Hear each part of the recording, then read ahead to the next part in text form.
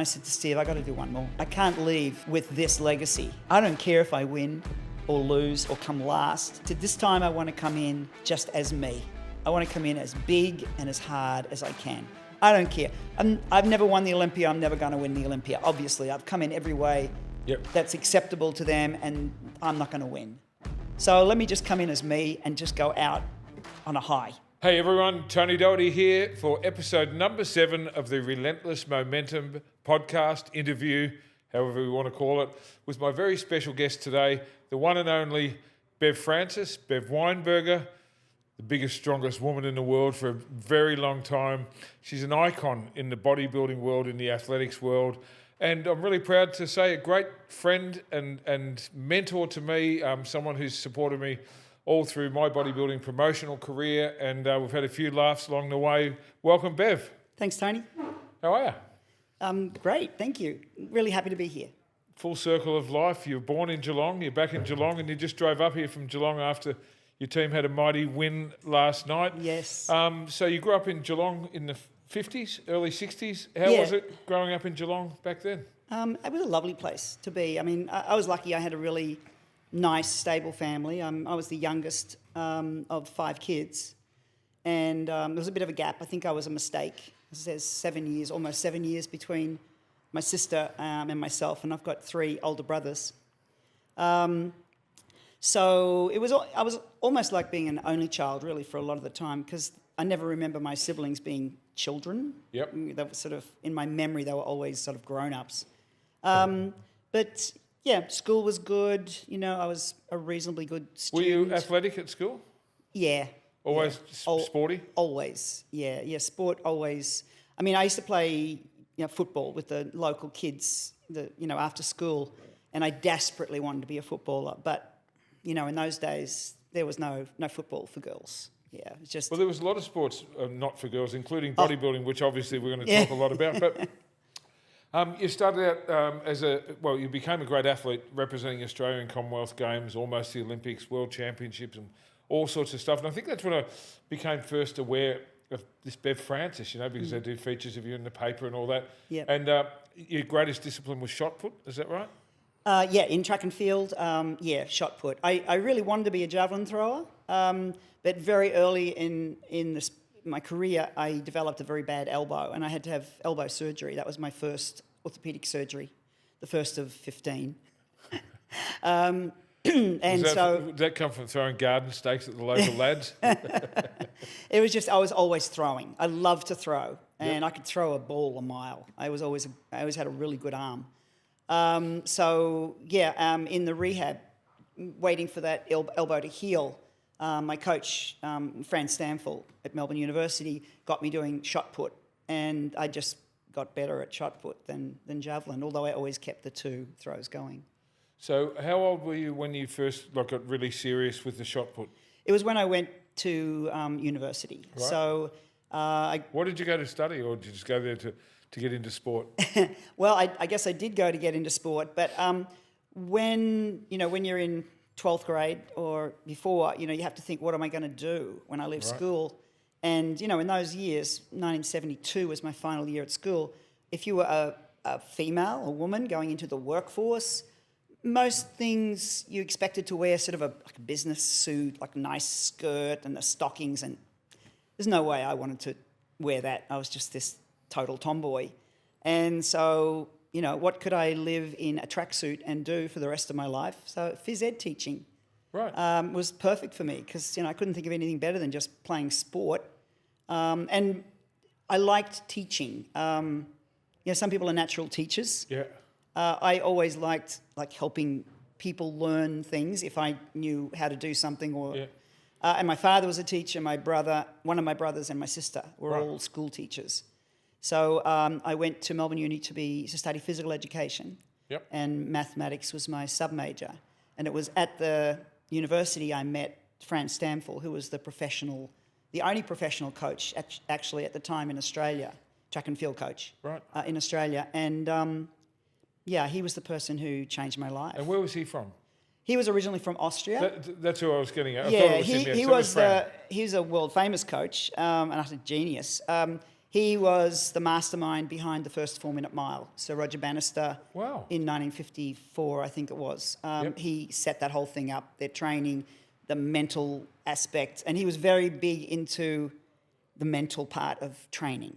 I remember you gave me a copy of his book to pass on to Arnold Oh, because they're yes, both yeah. Austrian. Yeah. And I didn't get a copy myself. So when Yeah. we're done with this, let me write it down because I'd love to read that. It'd be fascinating. Yeah, it's now been translated into English, although I haven't. You can get it on. I'm It's glad I only didn't read the first one. yeah, because that was German. Yes, that was in German. Yes. But yeah. Yes. Okay.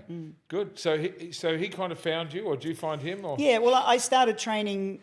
I was always a fitness fanatic. Yep. I considered myself not an athlete because when I went up to study, I was in a hostel, girls' hostel, because I had to live in Melbourne to study at Melbourne Uni. And I had a roommate, and she was a runner. And so she said, I'm going to go and get training from this coach. And she used to get the training, and I would go and run with her.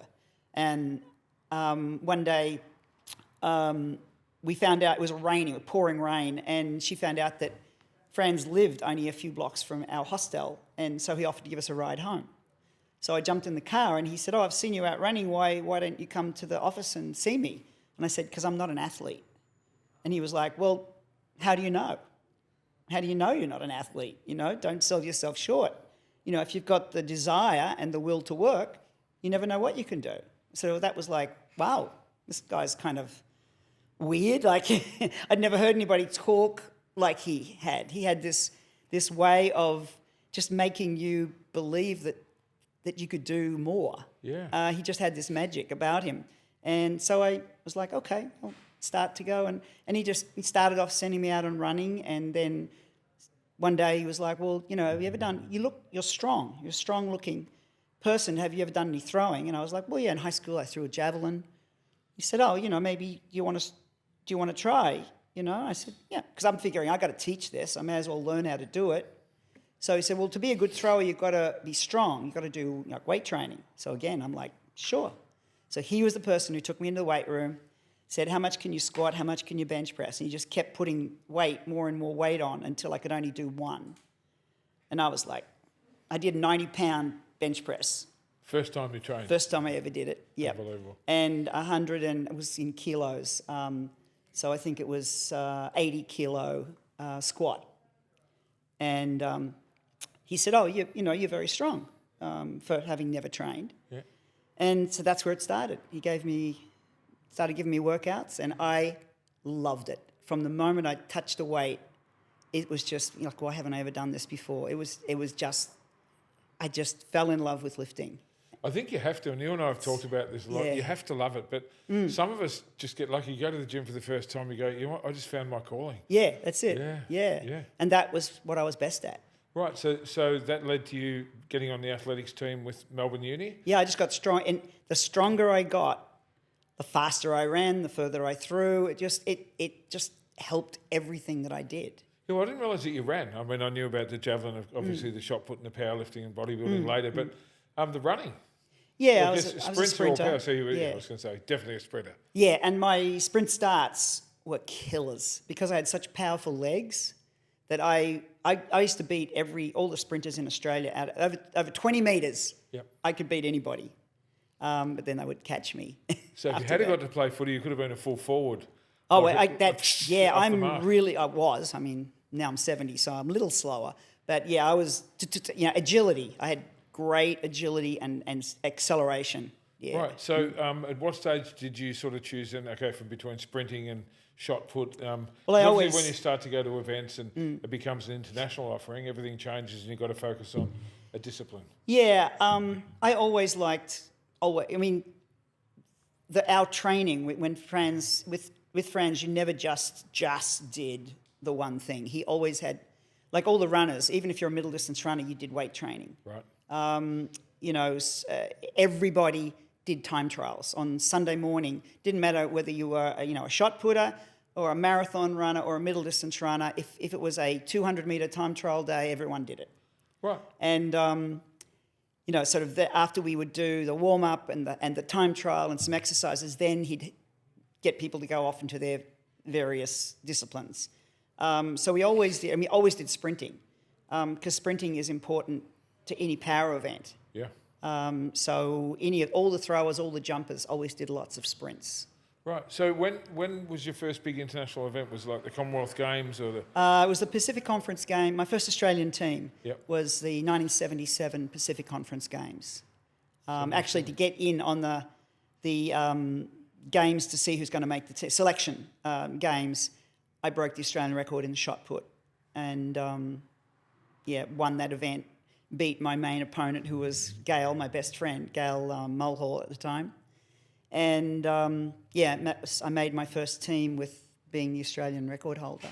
So I went from like nothing to being like this big star in track and field. Yeah. Your favourite, right? And then that was 77. And then what was the first Commonwealth Games? 78. 78? Yeah. And where was that? That was in Edmonton in Canada. Right. That was a really good experience because... And you went over there as a shot putter? Yes. How did you go? Oh, actually, and javelin. I was in two events games. there. Yeah. I had a car accident shortly, about 3 weeks before we left. It was a car with... Franz was driving and there was another athlete in the back seat, and a car came through and hit us, and our car veered off and went head-on into a brick wall. And when we hit the brick wall, the car went on fire. And we just got out of the car, and as we ran to the other side of the road, the flames just went, I always remember the sound, whoosh. Just the whole interior of the car it burned to a crisp, the whole car. So it was just that, I mean, I got bumped around a lot, I had bruises, but it was the psychological stress. We would have been burned to death if we were in the car. This is right before you went across? This is like 3 weeks. And my performance just plummeted. It was, I couldn't get any snap, I was just flat. So I ended up coming 5th in that contest with a distance that was well below what, I was doing. Right, so it wasn't your PBs or anything like that? No, it was really, really disappointing. Right, so that we get Edmonton out of the road, and of course, in between the Commonwealth Games, we have the Olympic Games, which would have been which? 1980. It was Moscow. Moscow Olympics. So you were training for that? Yep, I was training for that, and I did the Olympic qualifying for shot put. Over 30 times during the season. Yep. And again, this time I was a school teacher, and I was at school, and the little mailboxes for internal mail were up high, and I'm not very tall. I climbed onto a table to reach the thing and kicked over a sugar bowl, and there was sugar everywhere, and I didn't want to stand on it, so I jumped from facing the wall. I jumped and turned in the air and landed. My knee went whack, and it blew up the size of a football. I'd torn cartilage. So something I do. So once again, I attempted to do the best I could, but I didn't do the Olympic qualifying. Missed the team, which was like heartbreaking to me at that stage. When you're an athlete, the Olympic Games are, what you want, even just to be on the team. People don't know the background stories just to get to the Olympics. In fact, we had a weightlifter here that we sponsored, and he'd been a gold medalist in the Commonwealth Games here in Melbourne 2006.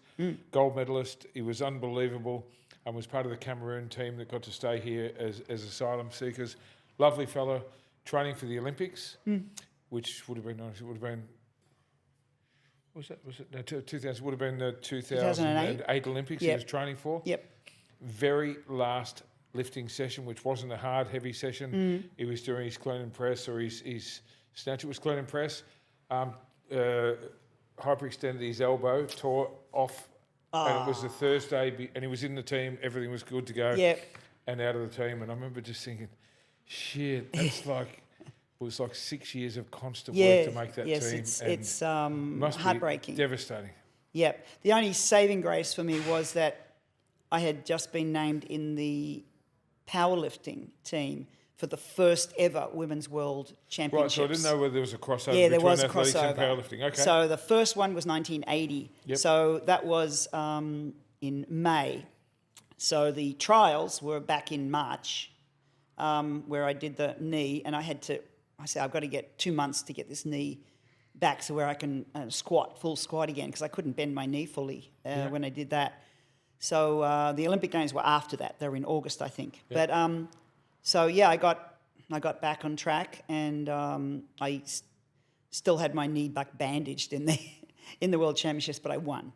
The World Powerlifting Championships. Yeah, so that was 1980. So that was my first World Championship win in powerlifting. So And how many times did you go on to win the World Championship? 6. 6 World Championships? Yep, yes. 1980 through 1985 inclusive. Wow. Now everyone's going to want to know, what were your best lifts? Your PB in bench, squat, deadlift. Yeah, so in the squat, so the first lift is the squat. I think it's 222 and a half kilos. So bench press was 150 kilos, and deadlift. 150 kilos bench. Yeah. You animal. That's like 330 330 pounds. pounds. Yeah. Yeah. I was the first woman in the world to bench press over 300 pounds. Wow. That was back in, I think, 82. And deadlift? Deadlift was the same as a squat. Wow. Yeah. That's something. Yeah. So your totals were right up there. Were they world records for women? Yeah. at the Well, time?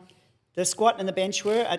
I've held the world record for the deadlift a couple of times, but there are better deadlifters than me. Yep. So I've been beating, but I always held the bench press world record, and pretty much all the time was the squat and the total, of course. And those records, do they stand for years? A lot of years, yeah. My bench press record, I did the I always say 331, the 150 kilo bench press in 1981. The second World Powerlifting Championships were in Hawaii, and that record was broken in I think it was 1997. So 15, 16 So years. held, yeah.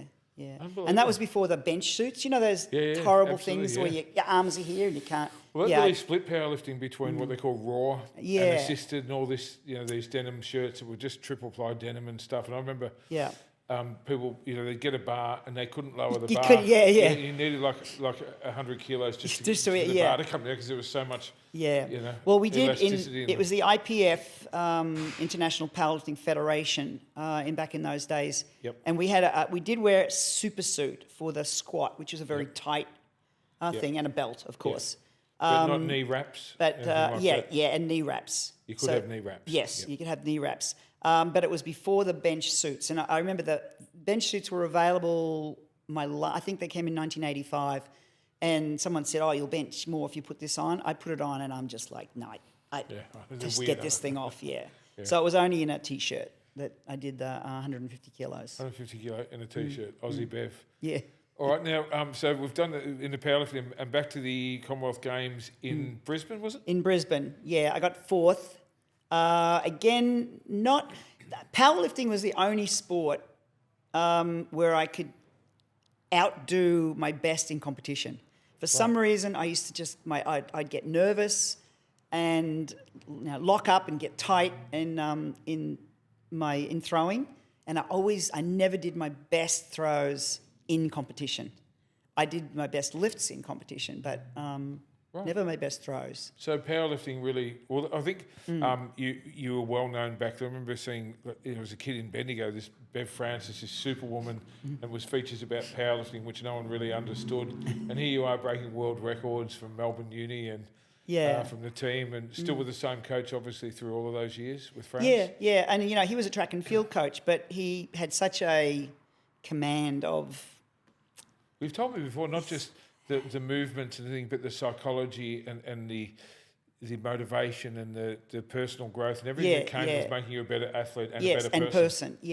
And also the combination. I mean, he was an artist. He was originally an artist. I mean, he was always a sportsman. He used to ski and throw a javelin and all that stuff. And he was one of those people that, when he was born in 1913, so he was an athlete during the 1936 Olympics. He was actually on the Austrian team but got injured, and he went as a coach to the 90. And he said that when he went to those Olympics, he saw how Hitler, he termed it fated the teams, the Austrian and German teams, and he didn't like what was going on. He was, I guess, a socialist in his ways, and he left.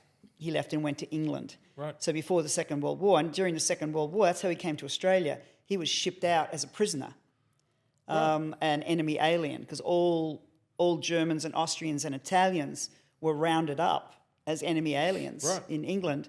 And even though a lot of them were Jewish that had fled from the Nazi regime, they were still all just rounded up and put on ships and transported. And he was brought to Australia. And that's where he met the guy in Melbourne University who set up the program.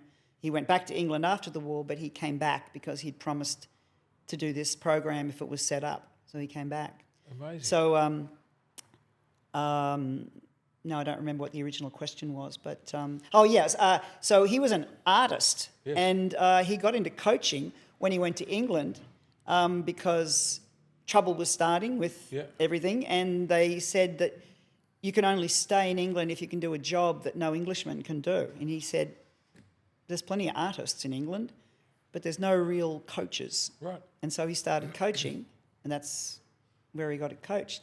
So his whole way he worked, he had this artistic, he knew the science, but he also understood art. And he was very, very, he integrated all those things. So we were sort of brought into always appreciating not only the effort and all that involved and the motivation, you got to do well, but the beauty of it and the worthiness of the thing that you were achieving. So and there the was process and everything. it was so much deeper. I don't know how he did it. He instilled it into us, but it was worth so much more. It was. Well, you know what's funny? I think knowing you all my life, but I think when you got into bodybuilding, that really transcended into your training, your philosophy, even with your judging and your promoting. That was always in the background of this thing of beauty. There's more. It's an important part of life is art and beauty and just the beauty in the world. And it can be. I mean, it's easy enough to see when you play sport in slow motion. How beautiful is sport in slow motion? So if you can appreciate that without having to break it down to slow motion, just look at movement. It's beautiful. And I know I listened to Ulrich O'Connor was a poet, an Irish poet, and he was also a high jumper that trained with France way back. This is back in the 40s or whatever. And I saw him interviewed on TV, and he had said that when you trained with Franz, that he made you feel that winning, the 5,000 metre steeplechase was an achievement equal to painting the ceiling of the Sistine Chapel. Wow. It was just that worthiness and creativity, not just an effort and an achievement, but a creative thing as well. Which really explains how you were eventually drawn to bodybuilding, because bodybuilding in an artistic sense is way more artistic than lifting a heavy weight or throwing a ball or a javelin. Or, you know what I mean? Bodybuilding is such a sacred, arty kind of thing of beauty and aesthetic, which we've always talked about. And to be honest with you, when I was an athlete and I developed a lot of muscle doing powerlifting. You sure did. Yeah. And I was always a stocky kid. I always had strength. I was always stronger than the other girls. And I had abs when I was a teenager. People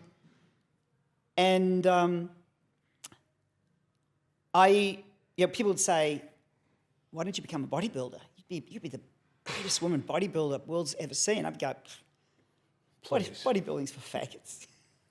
I just sort of, you do this and you do that. You don't do anything. You don't jump, you don't run, you don't lift. It's not measurable. Yeah, it's not. You can't measure it with a tape measure or with a scale or with a stopwatch.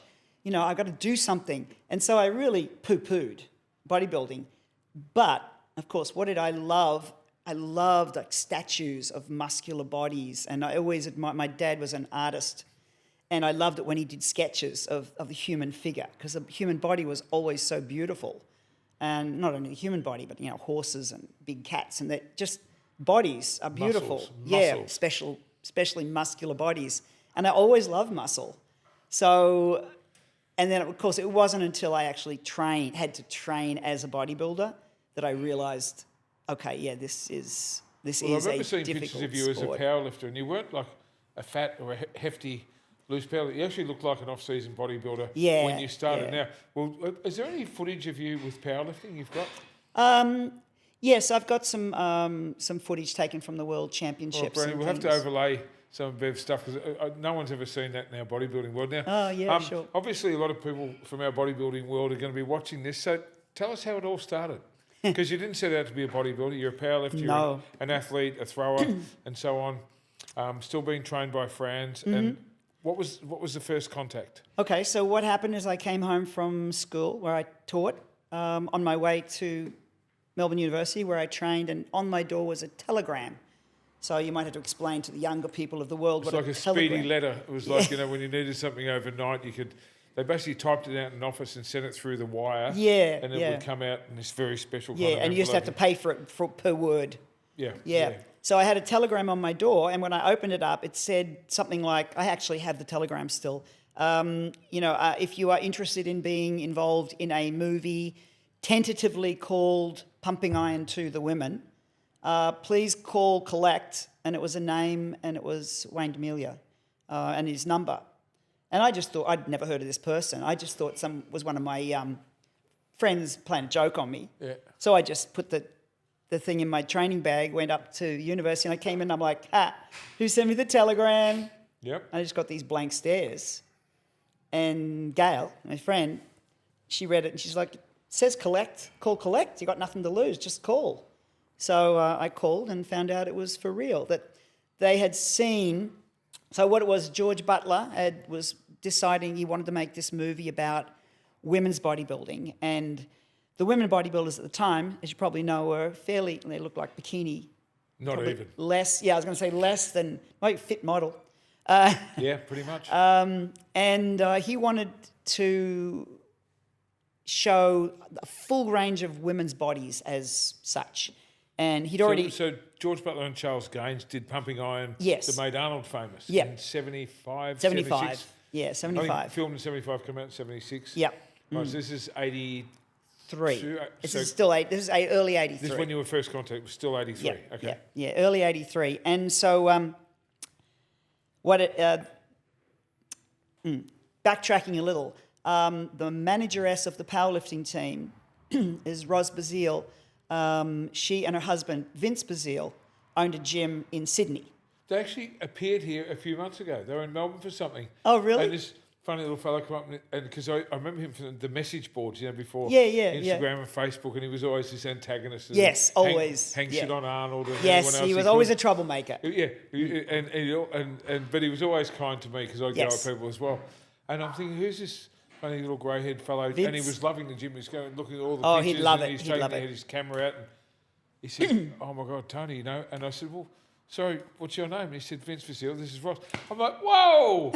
I've kind of known you for 25 years, but I didn't know you. So, okay, so back to Ros. Yeah, so Ros was the manageress of the powerlifting team. So, and we'd got on really well, and I'd met Vince, and Vince was the first person who told me to be a bodybuilder. He said, "Quit powerlifting. You would be the greatest woman bodybuilder the world has ever seen.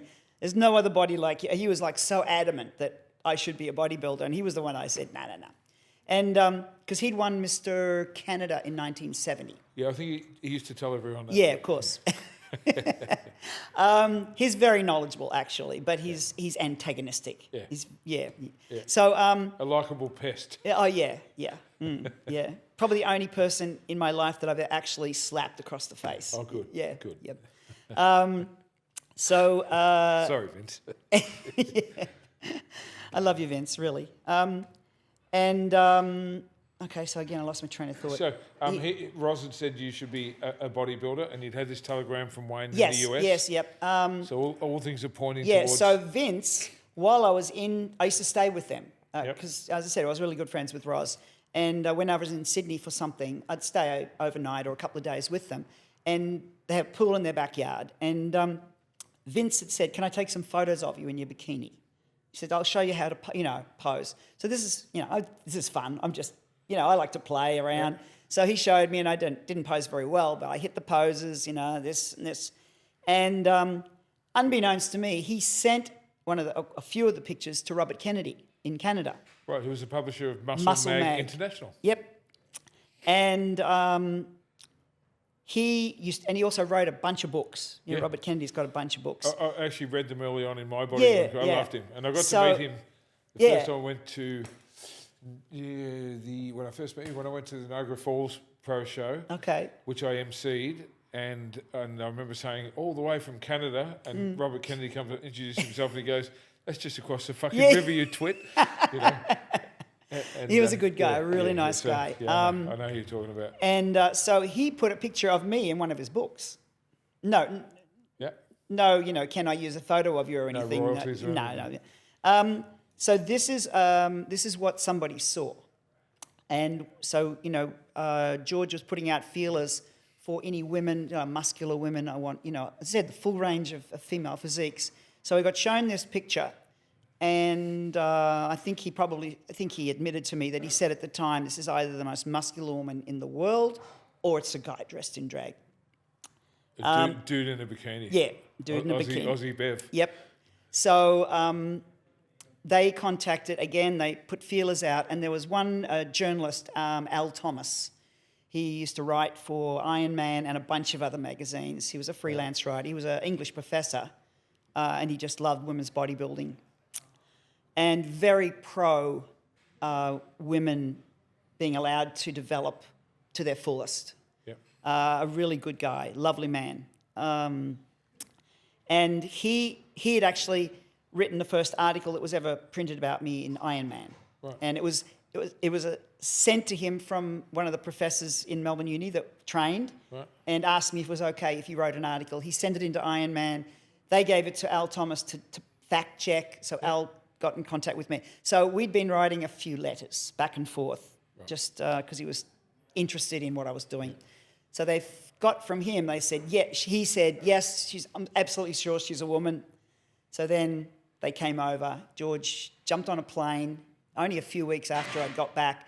So he arrived in Australia, and again, he said later, he said, the moment I saw you, I knew you were female.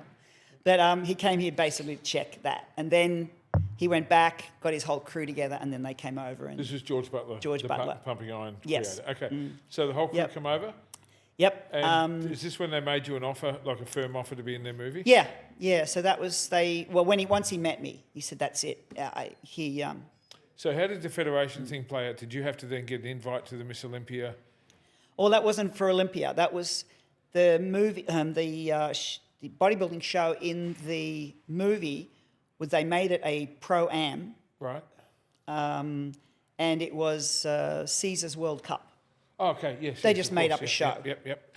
They just promoted the show. Yep. So I guess they got permission to do it, and So you went straight, that was your first show? That was my first show, yeah. Pumping Iron 2 is your first show? Yeah. So I knew nothing about bodybuilding. So at this stage, when they found out I was going to be in this movie, and it was perfect because I just had surgery on, I tore my Achilles tendon, sprinting. And so I had surgery on that, and so I couldn't, my foot is stitched plantar flexed for that to heal with the tendon shortened. And even when the stitches were out, my foot was like that for 2 months. I couldn't get the flexibility back. So I couldn't squat, I couldn't throw, I couldn't run. All I could do was on the bike, in the pool, and upper body, and a little bit of legs, on a leg extension or something like that. So I couldn't do all my main things, which were running, throwing, and squatting. So I got this offer to do it, and it was just an adventure. Do you want to be in a movie? Let me think about it. Yes. Just to be myself, So it was a lot of fun. And so I had to do a little bit of organising. I had to get, time off work, which I actually was able to organise. I was just qualified for long service leave. So when they made you the offer, come to Australia, check out, make sure you're a woman, see you lift, watch you training your arms, all that sort of thing, make a little teaser. How far away was that first contest and the filming of the movie from that first visit? How many months? They came in May. Yeah, around May, June, because they filmed the Victorian Powerlifting Championships, which were in June, and the contest was in December. Okay, so 6 months Yeah, to so become a bodybuilder and Yeah. go to the world championships Yeah. and make a movie. Yep. All right, and Yeah. like all things, you're fiercely competitive, Bev. Absolutely. So blinkers went- on. So I immediately starved myself because I knew nothing about dieting. I mean, dieting to me was not having dessert.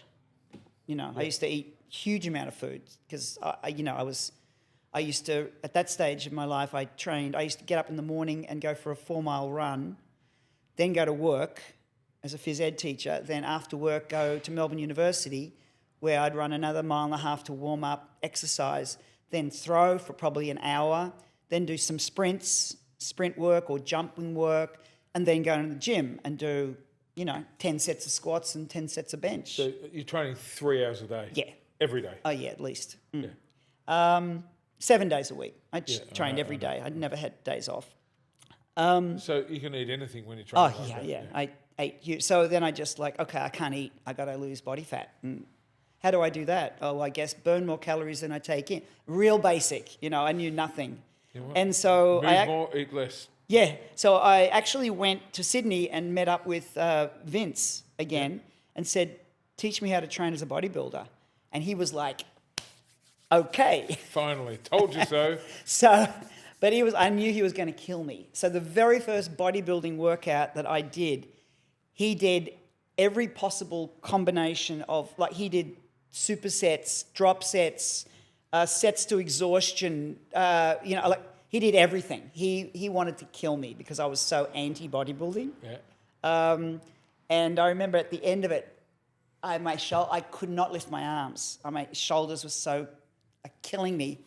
And there was a bottle of water on the counter, and I couldn't lift my arm to get the water. And I was like, I'm not thirsty. I just pretend. I really had to pretend I didn't want him to have the satisfaction of knowing that he'd really, really killed me. And what did Franz think about you becoming a bodybuilder? He was worried that I was going to be made look bad. Again, he's smart enough to realise my body's way different from anything else. So he was worried that I would be put down. Right, so they and used not the movie respected. for you to be the villain and the he, she. But you're thinking, fuck, I'm going to be in a movie. Yeah, exactly. He did say to me, if you're going to do it, he was a little bit, after he'd met George came across, and Charles Gaines also.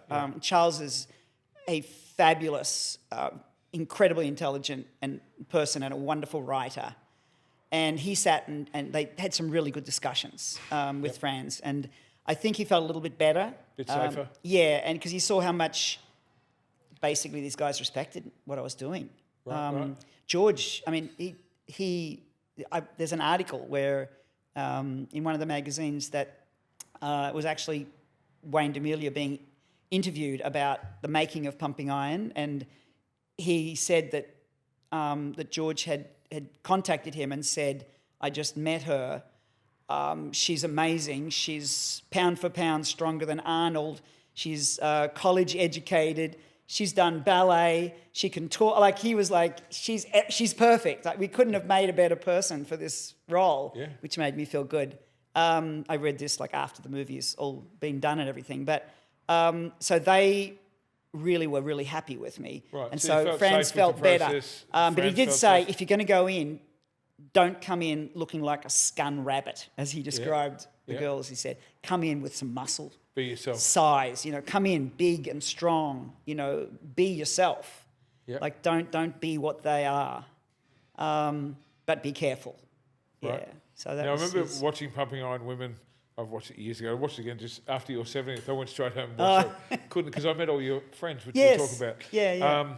And, it shows you arriving in America, this wide-eyed Aussie Bev, rocking up for the first time, and literally about to turn the world on its head as far as women in sport, women empowerment, women being able to be that muscular. As you said, most of the ones look like, between a model and a fit model and a wafy sort of look. They had abs. A little bit of abs and no arms, no legs, no shape, no butt. Yeah. Nothing. It's And just, they were scared of being... Here comes Bev. Yeah. Now, how long was it? Like when you got there for the movie and for the competition, was it a couple of weeks before the show you got there? Yeah. They brought me originally to New York, and that was why I was training with Mahalik, who was a piece of shit. What was his name? Steve Mahalik. Steve Mahalik, that's right. Yeah. He was... I mean, at the time, I thought, he's a good guy. Because what he was doing, he was acting the whole time. It was supposed to be a documentary. And, I was used to people sometimes being horrified at how I looked. I was used to that. Some people were like, oh, wow, you got all this muscle. I'd be like, oh, my God. So, I was used to it. And you got to, when you're different, you got to expect people to have, different views. And that's okay. But he pretended that he thought I was fabulous.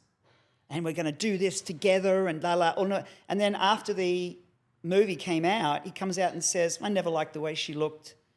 I don't think that, that's a very good way for women to be and all this. And then on top of that, he claimed, I made Bev Francis. I taught her to walk. I taught her to talk.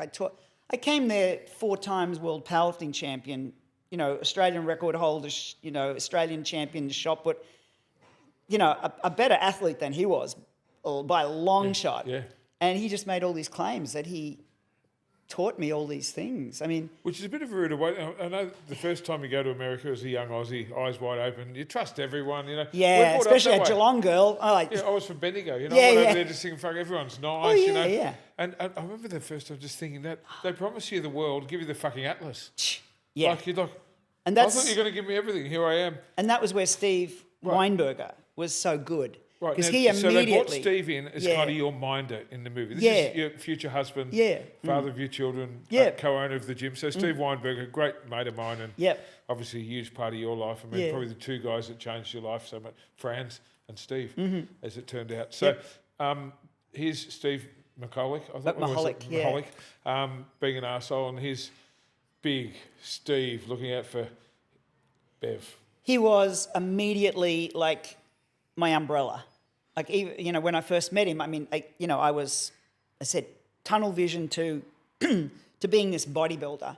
But he was just he was like always warning me, don't trust this person. And he was a typical New Yorker. Don't trust anybody.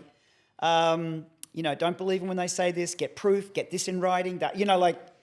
He just was the protector, and he was so wonderful to me.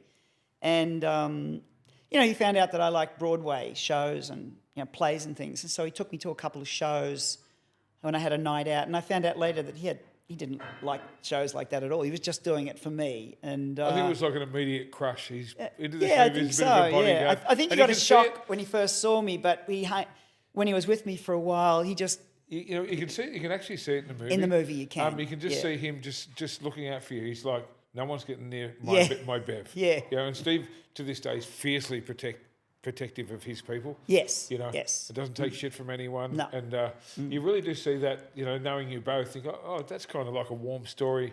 Yeah. It's a background story of the movie that no one knew was evolving. Right, yeah. And in fact, the scene where Steve met me at the airport was set up. Most of the movie was, as it happened. But they had to come back because they hadn't filmed me arriving. Right. And so George wanted to have that scene. And Mahalik wasn't there when I arrived. Right. Steve Weinberger was. Right. It was D'Amelia and his wife and Steve. But the funny story is when I arrived, as the plane landed, it was pouring rain when I flew into New York. And I'm trying to help the couple next to me who were Western European, who didn't speak English, try to fill out the entry card. So I'm trying to communicate with them. I'm looking at their passport, and I didn't even notice it as I came down. It was a bumpy landing, and then all of a sudden the plane went, and it went sideways, and we finished, and we're sitting like this. The whole plane is on an angle, and we come off the runway. Oh wow! Yeah, so we were Welcome to New York. Yeah, we were on the grass, and everyone just went quiet, and the whole the microphone, the pilot came on, and you could hear he was like, he's like, don't panic, anyone. There's no chance of fire. Of course, as soon as he said fire, he's like, ah! And somebody made a wisecrack and everyone like calmed down. But yeah, we were sitting there for like an hour. We had to wait until they brought the bus things with the hydraulic lifts to get everyone off the plane. So poor Steve and the other guys were sitting there waiting all that time and no luggage. So when they finally got us off, I remember Wayne said, "Hi, this is my friend, Big Steve." They did introduce him as Big Steve. And he nodded. Did one of those, a New York nod I got from him. And then, he just started to drop around because I stayed at D'Amelia's house. Yeah. And so I was there. That's back to the original question.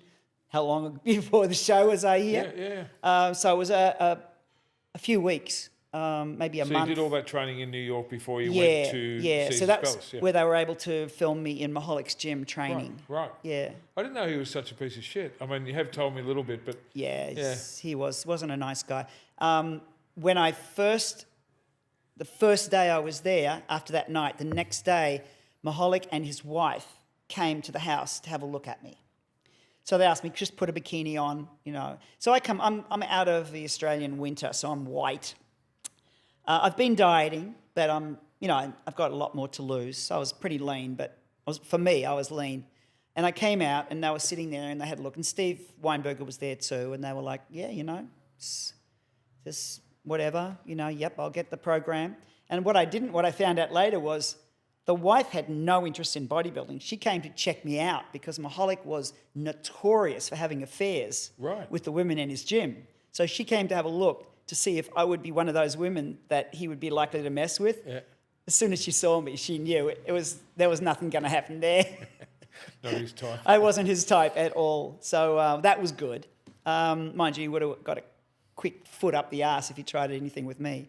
And then Wayne, another time, he came in as we were finishing training and I was arguing with Maholik because he was telling me to do something and I was saying that wasn't a right thing to do. Because, I wasn't a ninny. I knew about training. And we were yelling at each other. I have a bit of a temper too. And Wayne was funny because he was like, he's thrown people through the glass, through the window when he has, you don't argue with him. And I was like, I'll argue with whoever I fucking want to argue with. He's not going to yell at me. And I was like, you tell him, if he wants to have a go at me, you tell him to try and see what happens. I was like, I hope he tells him. But yeah, so I wouldn't put up with his bullshit. But as I said, basically I thought he was on my side. Right, but the real Steve was Steve Weinberger, who was on your side. Yeah, he was definitely on my side. Been. So let's forward one. We leave New York, off to Caesar's Palace to shock the world. Yeah. Now, everyone's, as we said, they were pretty skinny. They were 50-kilo women with a little bit of abs. Carla Dunlap and Tina Plackinger and all these people who in the bodybuilding world were, kind of standard names. And Rachel McLeish, of course. Rachel McLeish, of course. That's the one I was trying to think of. Yep. All kind of look the same, just less or more of the same. And here comes Bev. Yep. Now, I know they're like, well, you don't hit most musculars and you don't do blokey poses. Well, no one told me not to do that. Well, yeah, right. Anyway, so let's go to the contest backstage. Is this the first time the other women got a look at you? Yeah, well, the first time really was we had to all train in Eiferman's gym in Vegas for the movie. So they brought us all into that gym on one day. And so that was the first time I'd really seen everybody else. Otherwise, they kind of kept us separated. Yep. And a few scenes, like they asked, they had it set up so that Carla and I had a massage at the same time. So that scene is in the movie. But otherwise, I didn't bump into any of them. Mind you, I'm more hitting it. What the hell are they thinking when they see Bev? Because they already knew about me because they're talking about me in the movie at some stage. But it was brilliantly written. It was like a wrestling match. You've got your heel. You've got your good guy. Your villain, and so it's you against the world. Yeah, I was kind of set up as the villain originally, but it kind of didn't work out that way. No, it was a lovable villain because everyone started to take your side. And when you see the movie, and please get on YouTube and watch it, it's a classic, but you presented a huge problem for the judges. And it shows the meetings after the prejudging where a couple of them say, well, she's the most muscular woman, and old Oscar State and Ben and, you know, a lot of the officials going, well, it's not meant to look like this. Where does it stop? We want the best for our women and the best for our sport. And I love it when, because Ben says, you know, if... This is Ben Weeder. Yes, yeah. He says, you know, well, if all of the women start to want to look, you know, like these, want to have these big grotesque muscles. Yeah. Like that's the way he described it. Not just, you know, large muscles, but, you know, large grotesque muscles. So you can see where his, you know, he just had there was nothing in there for me to fit into. Yeah. You know, of course I had no knowledge of what went on in the judges meeting until I saw the movie. Right. But when I went into the competitors meeting, they'd already told me, dress feminine. That someone had loaned me the jumper that I was wearing. I didn't have a jumper with little flowers on it. Someone loaned it to me. So I come into there and I think I even put makeup on to go into the meeting. Lipstick, a bit of rouge. Yeah. So I'm sitting in there and I'm hearing them talk and I'm like, I'm done. I'm not going to, you know, there's no way I can win this contest. Right, which is hard for you as an athlete because everything you've been in previous to this, you can win. It's measurable. Yes. If you throw that javelin or that shot, put so many metres, or if you run under 11 seconds, for example, in the sprint, you get a gold medal. Yep. Here you are now where I've got to convince them that I'm the best one here. But secondly, their opinion has got to align with the values of... They were so fucking confused. And here you come into this sport, which is... it's so subjective. Yes. Even now it's subjective. But this is... Like no one, for those that haven't said, no one's ever seen anything like Bev. Like you've just taken the sport forward about 25 years in your first single appearance. So yeah, it was a bit of a shock. So you get out there and you know they're doing the call outs. There's periods of silence when you hit your shots. Yeah, there is. I mean, you know, to me, I thought I was small. You know, to me, I felt really, you know, skinny and tiny. But you know, I was so much thicker. But when you saw the other women backstage, were you like, I don't look like anyone here? Yeah, I knew it, yeah. Well, as soon as I was in the... So how does your head shift into a good space where you go, you know what, there's no one going to win this, I'm just going to have some fun. That's what I did. That's you. I know you very well, and you'll turn lemon into lemonade. You know, you're just like... As soon as the meeting was on, as soon as the meeting was done, I was like, okay, I'm not going to win this. I'm just going to go and have fun, and I really want to eat, so I just want to get this fucking thing over with as quickly as possible so I can eat again. And I might just stir the pot while I'm there.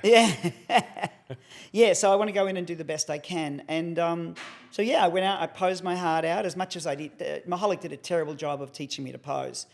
Relaxed stance. He didn't teach me how to you know, flee, you know. So I stood, just good posture, but I didn't open my lats really. I just stood there. So my back looked much narrower than it could have looked because one of the biggest criticisms from that show, from a real bodybuilding standpoint, was my back wasn't wide enough. My back, shoulder-waist ratio, I was too up and down. Because when they said relax, you relaxed. No one taught me to pose. They called it relax, so I relaxed. It was only when I posed then everything, you know, popped. Although, mind you, even when I was relaxed, I was way muscular than everybody. But, I mean, I was so happy with the response of the audience. They loved you. Yeah, because now, when you come out to do your free posing and you hit this most muscular, and you're like, it was a full crab one. It wasn't like... I don't believe it. That's not a most hands muscular. class stuff. You've gone for it. You've just stuck your chest out. You striated pecs. No one's got pecs, you know. And here comes Bev. Do you remember that moment? I don't have breast implants. Never did. So mine were just pecs. And I've always been, flat-chested. So everything I had was pec.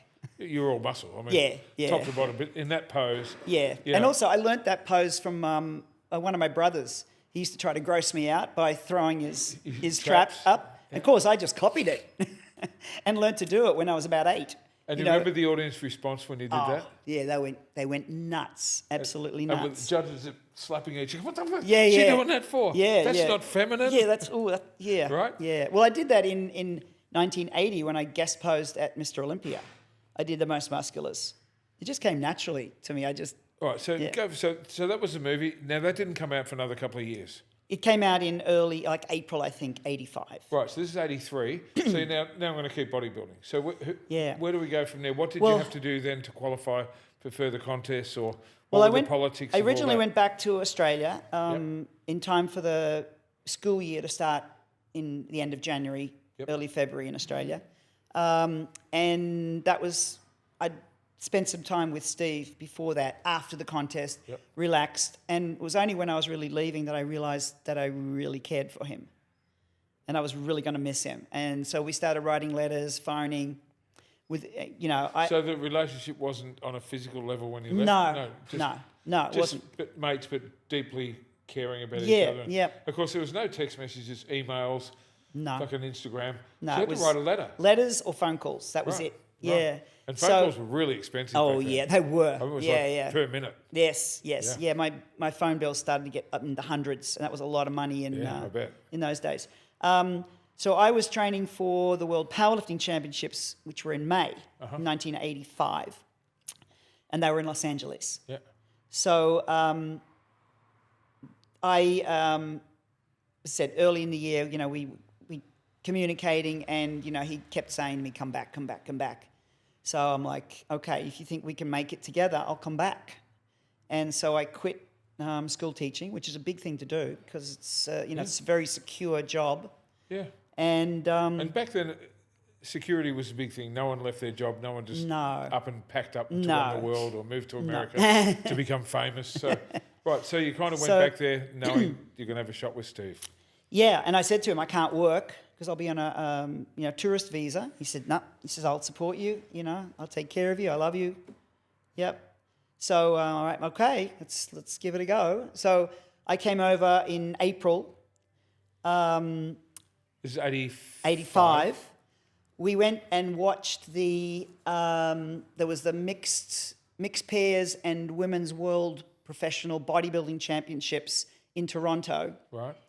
We went to watch those, and I did my last training sessions for powerlifting in the Gold's Gym in Toronto. Right. And I did a double squat with full gear, a double squat on 500 pounds in the gym. And when I finished, because I was going for one, and I'm all psyched up. I took no notice of the gym. Psych up, I got all ready. Psycho. And when I psych up for powerlifting, as I said, I go into another world, and so that's what I said. Not psyched up, psycho. Psycho, yeah. I go into a world where I no longer am a body. I am pure energy. I'm pure power. I'm strong, and that's what I everyone has their step, grab. I'd grab the bar and I would just scream out strong as loudly as I could, strong, and that's all I was. I was strong. Right in that moment. Yeah, and I would take the bar off, the 2-step back, lock it in, and I would imagine that strength shooting through the sole of my feet into the earth, like the roots of a sequoia tree. Just that strength. Look, you tapped into that now. That's beautiful. It's that strength that came sort of through the earth. Right, so you did one rep with 500. So I did one rep with 5, and it was beautiful, deep. And Steve was behind me spotting, and he yelled out to me, "One more!" So I did it again, and then I racked it. And the whole gym just burst into applause. I didn't realize everyone had stopped what they were doing and watched it. And one of the writers, I can't remember which one now, had written in one of the magazine report of the World Bodybuilding Championships that the highlight of his weekend was to see me do the double on the 500 in the gym. Yeah. Right. So then you went off to the World Championships in which Los I won. Angeles, which you won. I won. Yeah. This is why you're a bodybuilder. So you're a more muscular-looking powerlifter at this point? Oh, yeah. I bulked up again. This is when the movie's about to come out? This is, yes. Yeah, that's what I'm thinking, yeah. Yeah. And then I stayed. Oh, sorry, this is 84. 84. This is before the movie came out, yeah. So this is in that year where they're all editing and stuff. Yeah. So this is May 84. Right. And so then instead of going back home to Australia, I stayed in the US with Steve.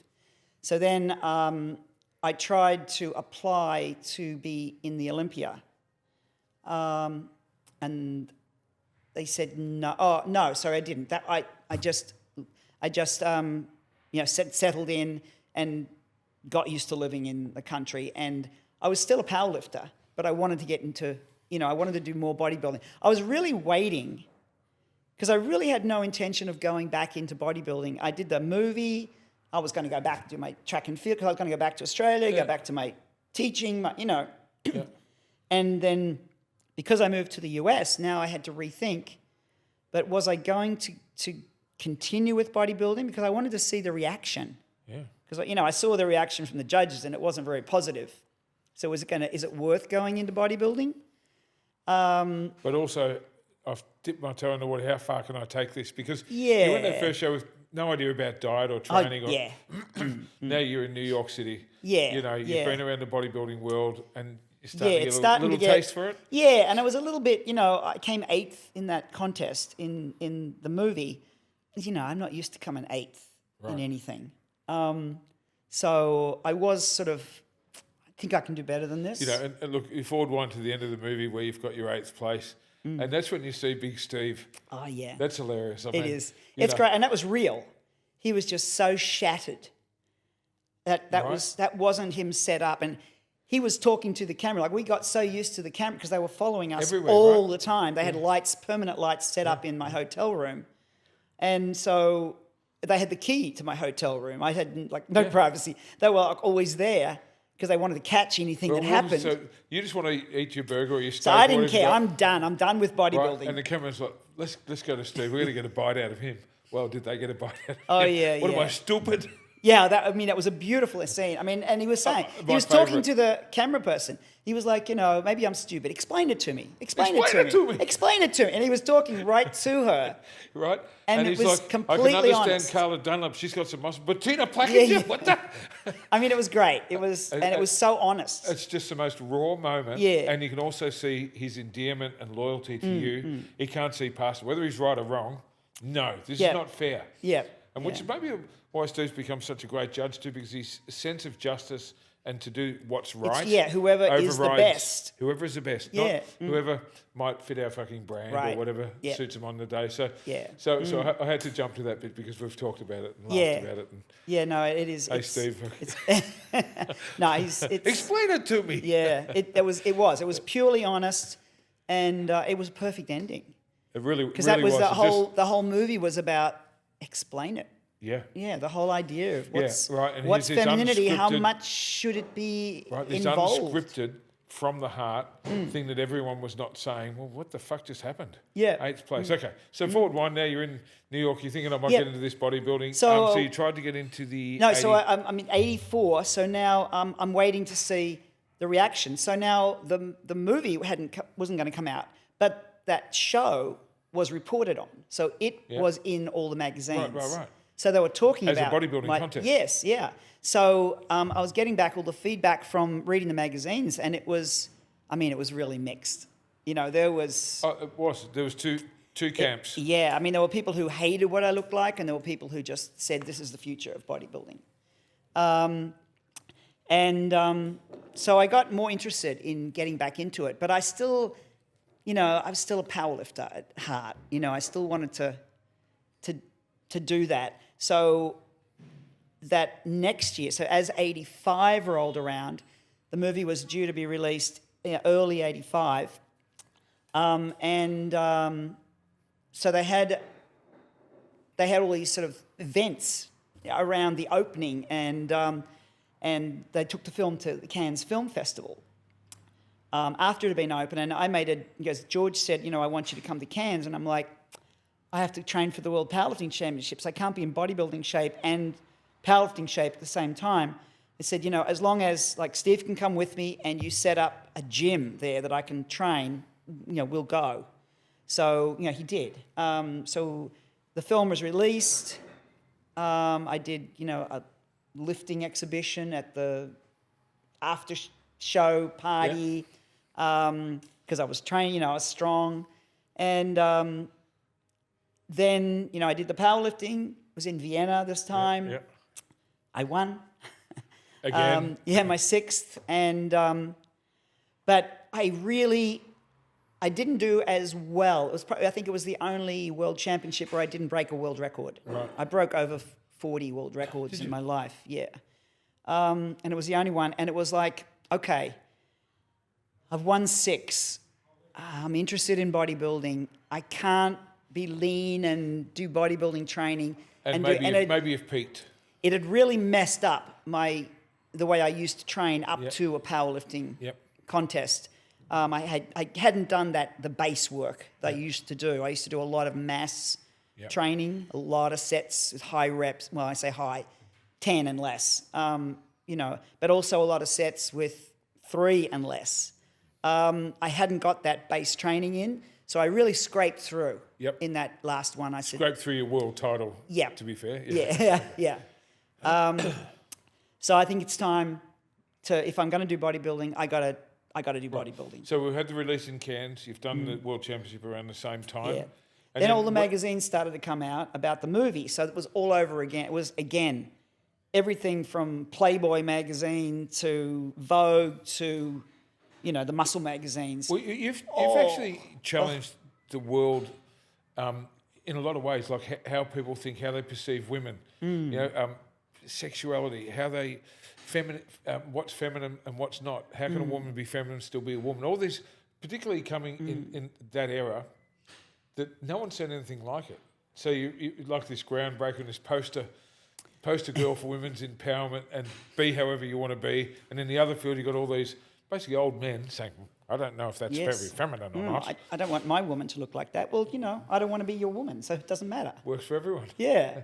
It was always, it was from the time I was a little kid. I could never understand why I was excluded from a sport or an activity because I was a girl. Right. It's like, that doesn't make sense. What? And then you find a sport for women that you don't fit into. So this must be challenging for you, being so competitive, but also the little devil in Bev go, fuck 'em, I'll show 'em. I'm going to get more muscular at this point. Yeah, So let's go for, what's your first bodybuilding show that's not the movie? So I go in 1986. There are 2 shows a week apart. The Ms. International in Columbus and the LA Pro Show. Right. And so I went to California, and Steve had made friends with Albert Beckles. Yep. Because Steve used to work backstage before he'd met me, and he'd befriended Albert. They just got along really well together. And Albert really helped me prepare, because I didn't know how to train. Yeah, I remember you telling me this. Yeah, I didn't know how to train. And so I followed Albert's advice. He helped me pose. He helped my training. He helped my diet. He really, really helped me a lot. He's a great, great guy. And I went to the Columbus show. They were both Pro-Am shows at this stage. Right. And this is when Jim Lorimer was promoting the Miss International before the Arnold. Yes. Yeah. Yep. So I came 3rd. Yep. In that show, and then I went to the LA show and I came 3rd again, and they were both top 3 qualified for the Olympia. Okay. So now I'm qualified. This was 86. So I applied. I asked to be included in the 85, but I got a letter from Ben saying, "I'm sorry, but because there are so many women who are now pros, you have to qualify." And you never had to qualify before this time. As I'm reading, I was like, okay, you just don't want me to be in it. You changed the fucking rules. But by the end of the letter, to his credit, to Ben's credit, the last paragraph was, however, we really, we hope that you will qualify and be in next year's Olympia. And if you would like, you could guest pose at this year's Miss Olympia. Oh, at the 85? At the 85. So I said, you're on. I'll guest pose. And so I prepared. I was like, I'm going to guest pose. I'm going to outmuscle everybody. I'm going to show them. And then I got a really bad bronchitis the week before the Olympia. I was sick as a dog. And I'm like, I can't go on stage like this. So I had to pull out. And I felt really, really bad because it looked like I can't, I can't go on stage. And that's when we decided we just go, just work for the next year. So you didn't guest pose at the Olympia? No, I didn't guest pose. Yeah, I was sick. I was sick right up to the day. Yeah. I had really bad bronchitis. So 86 was my first Olympia, and I came 10th. And once again, they didn't know what to do with you. Yeah. Who won it that year? That was Corey. That was Yep. Corey Everson. Corey won in 84. Okay, so it was her 84, third 83rd, yeah. Olympia. But the good thing about 10th was that top 10 qualified for next year's Miss Olympia. Okay, and Corey Everson, to her credit, had more muscle than the girls, the pumping iron era. You know, she was starting to look like a muscular woman. Absolutely. I mean, that's what happened as soon as the Caesars World Cup, the information about that and the pictures came out, women just started getting more muscular.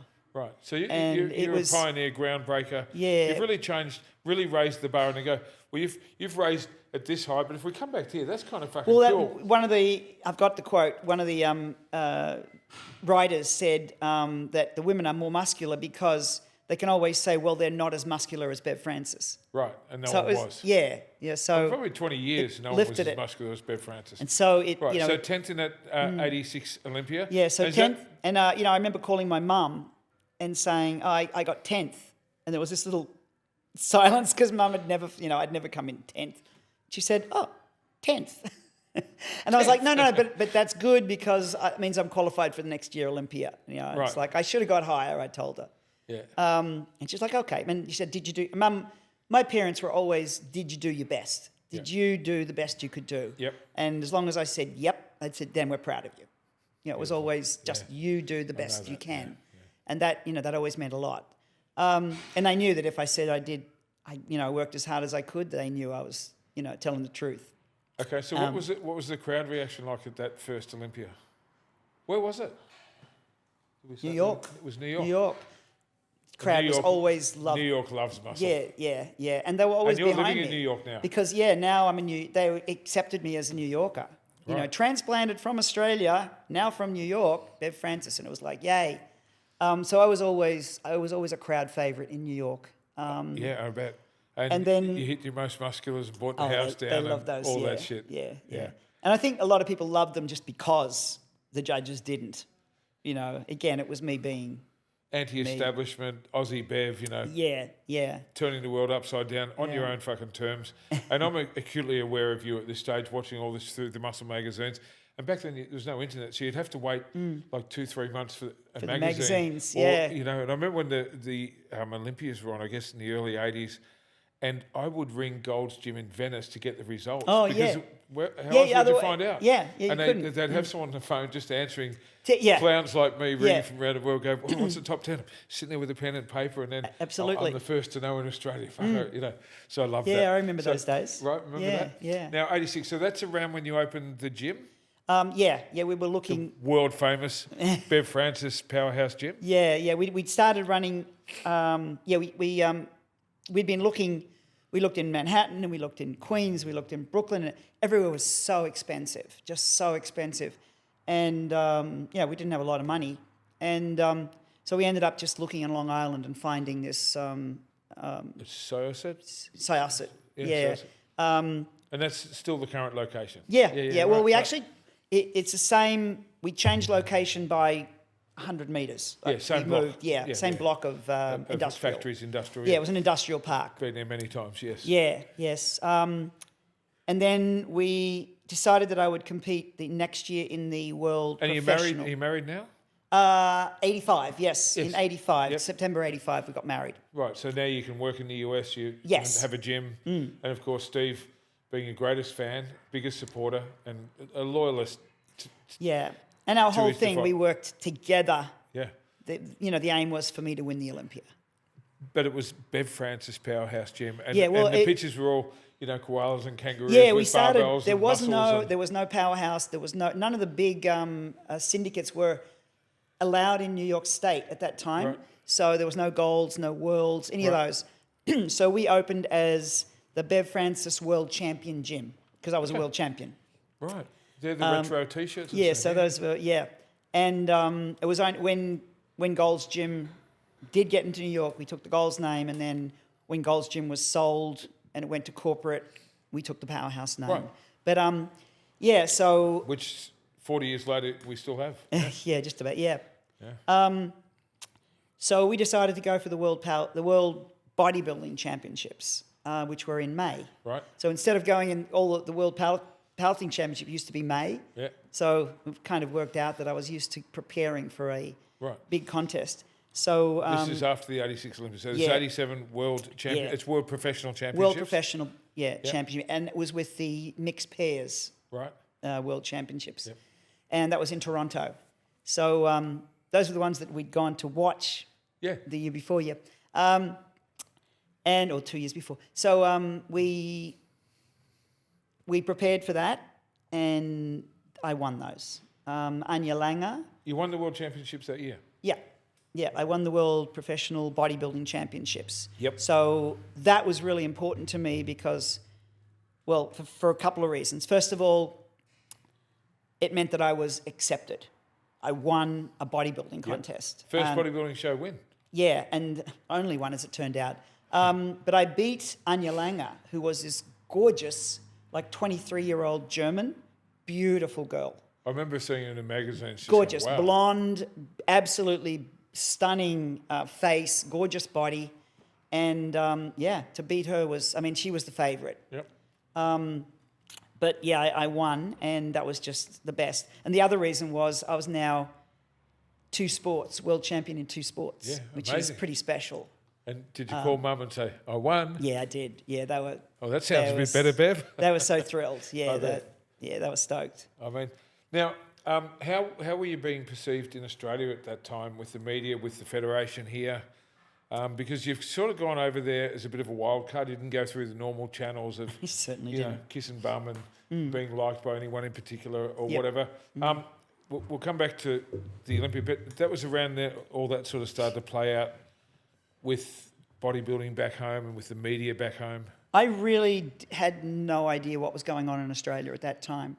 Well, most New Yorkers don't even know where Australia is. Yeah. And here you are setting up a gym, being busy. Yeah, I was so busy with my bodybuilding and with the gym, that I came home to see my parents, and I'd just come home for a week. Yeah. So I'd land in the airport, they'd pick me up, I'd go home, I'd train in the local gym. Yep. No one knew who I was. Yep. Well, some of them did, but and then I'd just go back to New York. So I didn't, and I didn't inquire about who was winning contests here or what the girls looked like. I was in New York, and that was it. I had no idea what was going on in Australia. I basically lost contact with everything except my own family and my life in New York. I was so intent on my work and my. No one knows I even lost track of what the Cats were doing. Geelong. I went through the 90s and 80s not knowing, what my was winning team. the footy, yeah. Because you didn't have access like you do now to watch the games or anything. Mum would tell me, we had a good win on Saturday, in a letter, and but I had no idea what was going on. I didn't know. You get really insular, but no one can understand how fucking hard it is when you first open a gym. I know. Yeah. You're You're sleeping there. at the gym. You you're open doing it, you 20 work hour it, shifts. You're trying to and train. then you close it, and then Yeah, there's no staff. You're just making ends meet.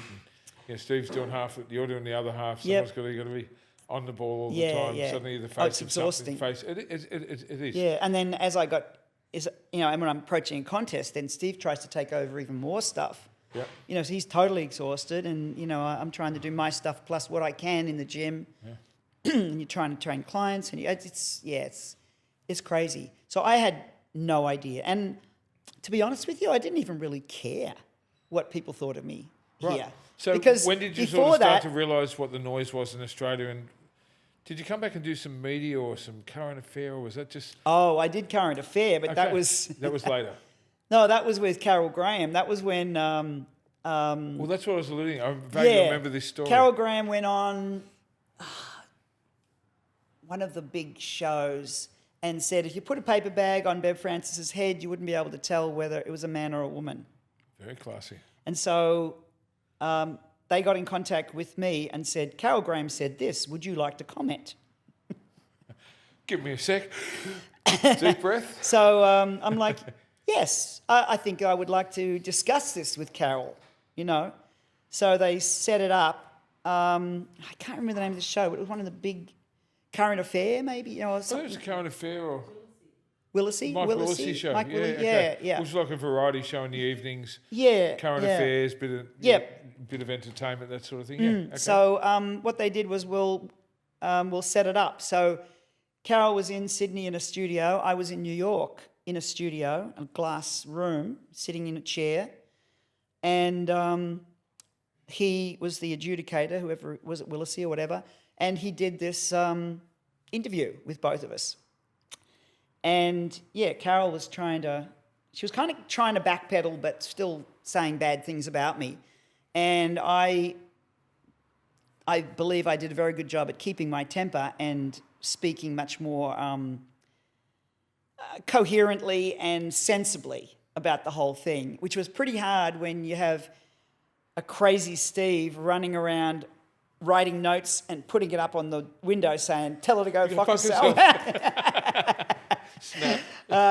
So things like that. Yeah. We had this. So we had a couple of things like that happen, and Steve and I were on a few of the talk shows and stuff. But that was the only one that was Australia. Let's face it, he's no shrinking violet when it comes to saying what he thinks. He says what he thinks. He doesn't really put a lot of thought into it, and out it comes. Oh yeah. Yeah, I remember when I first met Steve, he was fucking terrifying, and I've seen him go off. And I think that's what our gyms have. We've got a lot of things in common, which we'll get to, but no one carries on or gets away with any shit in your gym, in Steve's gym. No. Never has, never will. No, people. He's thrown out a lot of, like with the local big, like the Long Island bodybuilders who are the big fellas. When we first opened, they're doing their dumbbells and that, bang. And Steve is like, nah. So these high school boys, they look at you, they copy what you do. He said, if you're strong enough to pick it up, you're strong enough to put it down. That's your last Said, you warning. do that again, you're out. Said, we don't need you. We got Bev. We don't need you. Yeah. Yeah, and they towed the line or they got thrown out. Yeah. Yeah. I'm a man of my own heart. Yeah. All right, so there's been this bit of noise, bit of back and forth in Australia, which is great for publicity. I mean, any publicity is good, and all of a sudden you've got even more momentum, and now you've kind of divided bodybuilding in Australia as well. But a lot of people weren't happy with the way you were spoken about. I remember back then I thought, that's like unkind. You're an Aussie. Yeah. Why aren't we fucking defending you and going, you know what? No one's in the world has seen anyone like our Aussie Bev. Yeah. So I'm a fan of not just you as a bodybuilder, but also you as a human, because I think you're a fucking savage. You don't care. You speak your mind, and you're over there living in New York. I'm like, not many people just packed up and went to live in America, and I'm this young bodybuilder in Bendigo, which is about the size of Geelong at the time, thinking, fucking how cool is this? Right, so forward wind, we've gone through all that. You're even more famous now. Jim's running. You've won the World Championships, and next one's the Olympia. Corey Everson again? Yep, Corey won. So the next one, 87. Yeah, 87. I've just come off World Championships winning. And I came in a little too dehydrated and drawn, and I cramped really badly on stage. I've always been susceptible to cramps. My whole athletic career, when I was dancing, when I was a girl, I did ballet and dance, and I remember cramping during that time and having to crawl off, and the other girls keep dancing around you because in dance no one stops. But I had to go off stage a couple of times. I went down kneeling a couple of times because of these terrible cramps. And I didn't want to go off stage because when you're off stage, you can't be pulled out for comparisons. Yeah. And as I said, I went down on my knees a couple of times and stood up. I remember the girl next to me looking down, and my legs were going like, it was like the piano was going up and down, and I'm standing there like, fucking terrifying. And she's like, holy shit, your legs. And I'm like, yep. And it was eventually the doctor in charge came out in front of the judges, and he was like, you off. He's standing in front of the judges telling me to. So I hobbled to the end, and I remember by the time I got to the side of the stage, Steve was there. He was in the audience before that. Somehow he got side stage because there were 6 steps from the platform. And I looked at those steps and I was like, I can't negotiate these steps. And he just picked me up. it's funny, I'm such a, independent, strong woman. I can do things on my own. I felt like a little child being taken into their mother's arms. Like when he just picked me up and just carried me down and gently laid me on the floor and everyone started working on my cramps. So it was that was really upsetting. I had such bad cramps. And then I remember I had the physio and the guy who was helping me at the time and Steve, they were giving me like fluids and eat this banana. And I'm like, I'm thinking, no, I'm going to blow it up. Of course I didn't. And I just stopped cramping in time to come back for the night show. And the MC, introduced me really nicely. Like, she's had really bad cramps in prejudging, and the audience was really, really nice. And that was when I came third, my first third. Okay. And I was thrilled. Third in the Olympia after getting carried off. That's not so bad. Yeah, I was thrilled with third. So Corey won. Who was second? Yeah, I think it was the not Langer. Anya? I can't remember. Oh, we'll dig that up. Yeah. Anyway, so that's 87 Olympia. Yep. So then 88, I came third again. I came in a little softer. Yep. So I didn't want to cramp. And I came in bigger. I was more muscle, but a little bit softer. So I think I made too much mistake that way. Came third. And the other women by now are getting a little bit bigger. They are do getting have bigger, more muscle. yes, yeah. They're no Bev Francis, but they're no Rachel McLeish either. Exactly. She's long gone. Oh, yeah. No, they definitely were bigger. The sport has evolved because of you in that 3 to 5 year period. It's evolved 10 years. Yes, yeah, It's just gone, absolutely. wow. Okay. And then 89 was the year I thought I should have won. Yep. And because I came in, I was bigger, but I was harder again. Yep. And I think that was Corey's worst year. All right. We'll was get it some, was her last footage year. of these Miss Olympias. It was her around last year. And I Drop thought, that in. yeah, I thought that, that I should have won that one. But, Yep. Everyone where thinks did you they should place? have won. Third again. Third again. Yep. So And it's 3 times third. three at the times Olympia. third, yeah, Never yeah. won it, No. but So, he's just got it up on the screen there. You legend. Tonya I'm in Knight. pink. Tonya Knight. there's me in pink, hitting the double bicep right there. Look at you. Yeah. And You had makeup and hair and a pink bikini. I What's know, going on, Bev? I know. I tried to be feminine. Everyone's well, saying you got to be more feminine. unreal. Steve was really good at that. When I first came into the sport, he's like, you got to give a little bit. Yeah. And I'm like, I don't like to, and he says, but this is a different sport. Yeah. It's not timed, it's not measured, it's not Yeah. weighed. You gotta And this play is the part of it, game yeah. a little bit. Yeah. So, I thought, okay, if this is part of this sport, Makeup, here we come. Yeah, we'll Pretty do up it. your hair. Yeah, I Pink blonded bikini's my nice hair and feminine. Yeah, look at you. And I wish my hair was this colour then. I wouldn't have had to blonde it. Still got plenty of hair though, unless you don't thin out like we do. Anyway, so was that your last Olympia? No. So I decided, okay, I've come in bigger, tighter, I've got to be more... Corey retired. So she announced her retirement. So 1990, no Corey. I said, this is my chance, okay? Yep. What do I have to do to win? Corey's been the winner. I have to be more Corey-ish. That's how I put it. Yeah. I've got to be more Corey-ish. So elegant. What does Corey have? She's quite muscular. She's quite hard, but she's not the hardest. She's not the biggest. No. But she's got an elegance about her. Yep. I don't have her height, but, how do I get that elegance? So I decided to come in sort of more feminine, but, trying to be elegant. So I came in, I was small. I was smaller, but I was if you could say, the prettiest that I've ever been. And as I said, to me, I was the more Corey-ish that I could be. So I came in 1990, hoping that different look would do it. And I came second. Oh. So, okay, I moved up. But who won? Linda Murray. Linda Murray was this huge, muscular woman. So I'm like, oh, and by the way, I got canned by the media. Bev Francis comes in big, she comes in small, she comes in tight, she comes in soft. She's always in the top 3. What's going on? I'm like, are you kidding me? Like, Yeah, I do come in all those because I am trying. I'm probably the only person who can change so much. And yeah, No way. That's me. That's 91. That's 90. 90, sorry. 90. So I came in small and... Very pretty, dramatic posing. This Yeah. is awesome. I thought you were going to do a backflip then. Yeah. The robot pose. And for those that don't know the sport, Linda Murray was like the Ronnie Coleman of women's body. She won for the next 8 years or something. Yeah, She yeah. was So she unstoppable. came in, she looked amazing, and she And- won, and and, she I had came those second. black And it was genetics, like wide apples and shoulders, oranges. tiny Yeah, it was waist. apples and oranges. She Yeah. was really big and muscular, and I was, Yep. you know, pretty and, you know, Yeah. nice, just feminine. Yeah. So I was going to retire after 90 because now I'm 35. Yep. I want to have kids, Yep. and I'm like my biological clock is ticking. Yep. It's time.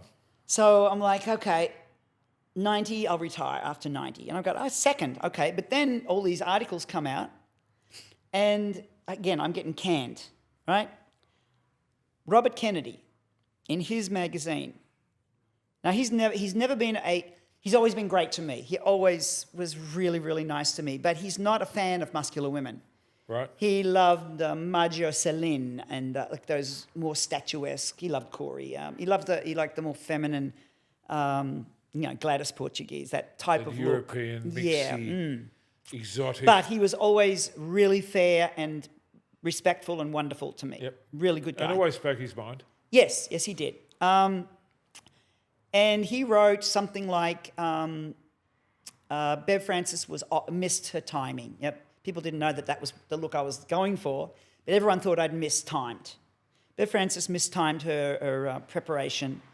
But he said, she's a fighter, she'll be back, better than ever, and when she wins the Olympia, which she deserves, I'll be the first one to congratulate her. I read that and I said, I might not have the words exact, but something like that. I read that and I said to Steve, I got to do one more.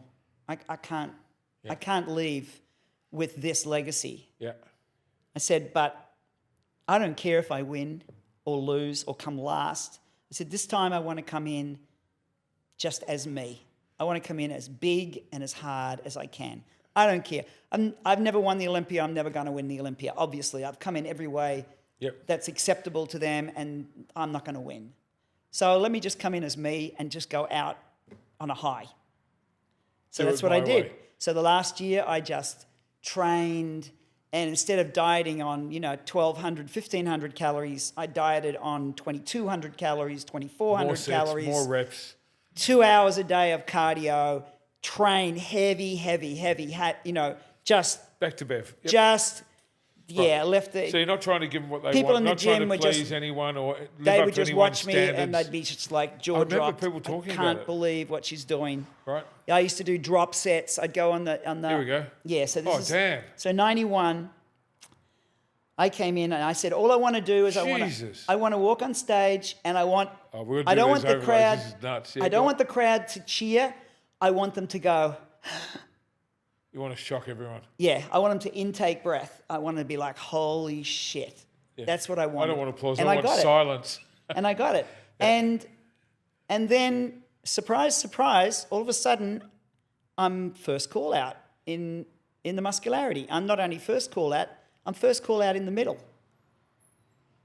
And Lenda's one side and somebody else is the other side. Wow. I kept getting called out in the top three and then off, and then, symmetry, same thing. Yeah. Called out in the top three. Obviously in the top group. And I'm ecstatic, I'm doing well. Now, the 91 Olympia was in LA, and it was the first ever Olympia, maybe the last, I don't know if they've done it since, that was going to be televised live, but only the finals. Right. So in those days, it was 4 rounds. The muscularity round, the symmetry round, and then that was the morning or the first day, and the second day or the night show was the free posing and the pose down. Yep. All 4 rounds judged. Yep. So the night show, everyone was going crazy because they had to have because of the timing of the show and because they had to have the results out before the time of the show ended. It had to be spot on. Yep. So everything was time to the second, basically. Made for television. Yes, yeah. So they had the huge screen up, and so we come along for the night show, we're introduced, and then as we walk off stage, they flash up on the screen the scores. Now, you know how no one knows in bodybuilding, no one knows what the scores are from the first 2 rounds till the end of the show. But all of a sudden, it was there, and I was 4 points in front. Wow. I won the symmetry round. I won the muscularity round. That's all that counts. That's the show. Yeah. I said, I got it. I'm going to be Miss Olympia. Because nobody who's ahead, you don't lose in a performance round. Right. Because it's not judged on how well you can dance.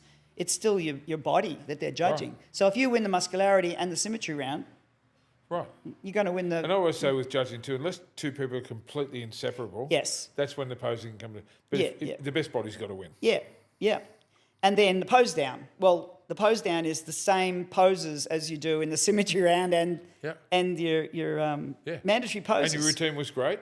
Yeah, you're popping out everywhere. Oh yeah, and so I was so happy. I was like, I'm going to win. I can't believe I just threw everything in. Forward wind to the... Yeah, because I didn't care if I won or lost. And now I'm going to win. And I was just... And this is all you too. This is the Bev you wanted to present. Yeah. Right? You haven't tried to fit anyone's fucking nobody's perception. criteria. No I one's just criteria. come in. I'm Bev. I just had fun training, doing everything's hard. So I pose inspired.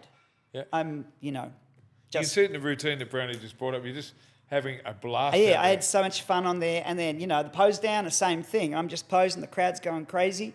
And I come out and they announce for 3rd place, and congratulations. And I'm standing there holding hands with Linda.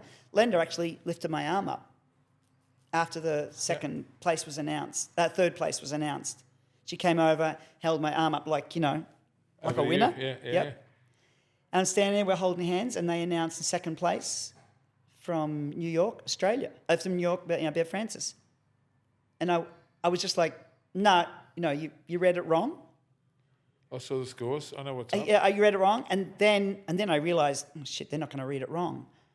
So, my face just went, at first it was just, and then, congratulations. And then I was just stunned. I was like, I couldn't believe it. I was just, how did that happen? And I was angry inside. I was frustrated. I was devastated. And I was just like, well, I'm done. I'm done. Right. But you're gracious on stage with Linda. Yes. You got all that done, but inside you're fucking dying. Yeah. I'm like, I'm done with this bullshit. Yeah. Because that's all it is. This is bullshit. Yeah. Make me last if you're going to, Yeah. If I'm better, let me have first. Yeah. Especially when it's... So I ended up by losing by 1 point. And you being so competitive, that does burn worse than... Because somehow, she had beaten me in the posing routine. And post down. By a point. So, they give you those fake checks. Yeah. Right? So, because, in some of the articles had, she was so furious with the results, she smashed her trophy. Not true. I kicked the cardboard check in the corner because it's rubbish. It's not a real check. And I grabbed my stuff, and Steve had come up. He was like the same as me, just stone-faced. I was going to say, how's Steve holding up? And I said, let's go home. Let's get out of here. So we walked along, and the guy at the door was like, oh, you got to go into the press conference. And Steve just went, get out of the way. And he just stepped aside and let us through. And we got in the car, and we're driving out of the parking lot, and Steve just said, we really should go and greet the fans. And I went, oh, shit, the fans. Yes, let's turn around. Let's go back. I was so in my own world and so disappointed. So we turned around, parked the car, walked back into there's a little expo there. And it was the best thing I did. I got so much free stuff. Everyone was like, oh, you got fucked. Like, have a pair of shoes. Here's some sneakers. Here's a T-shirt. Like, I was like...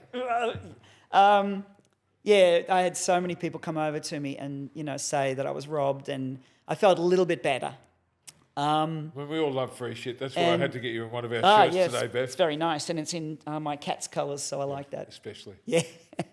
So back there, met all the fans, got a whole lot of free shit. Yep. Got a lot of love. Yep. And said, I'm done. And said, that's it, I'm done. And then, then waited for all the, the magazines to come out. And again, what a mixed bag. Yeah. You've divided the sport yet again. Geez, again, yeah. And there were people who were like, how did Bev Francis nearly win the Olympia? What would that have done to the sport? Would have destroyed it and all this stuff. And then there were other people saying, oh, she should have won.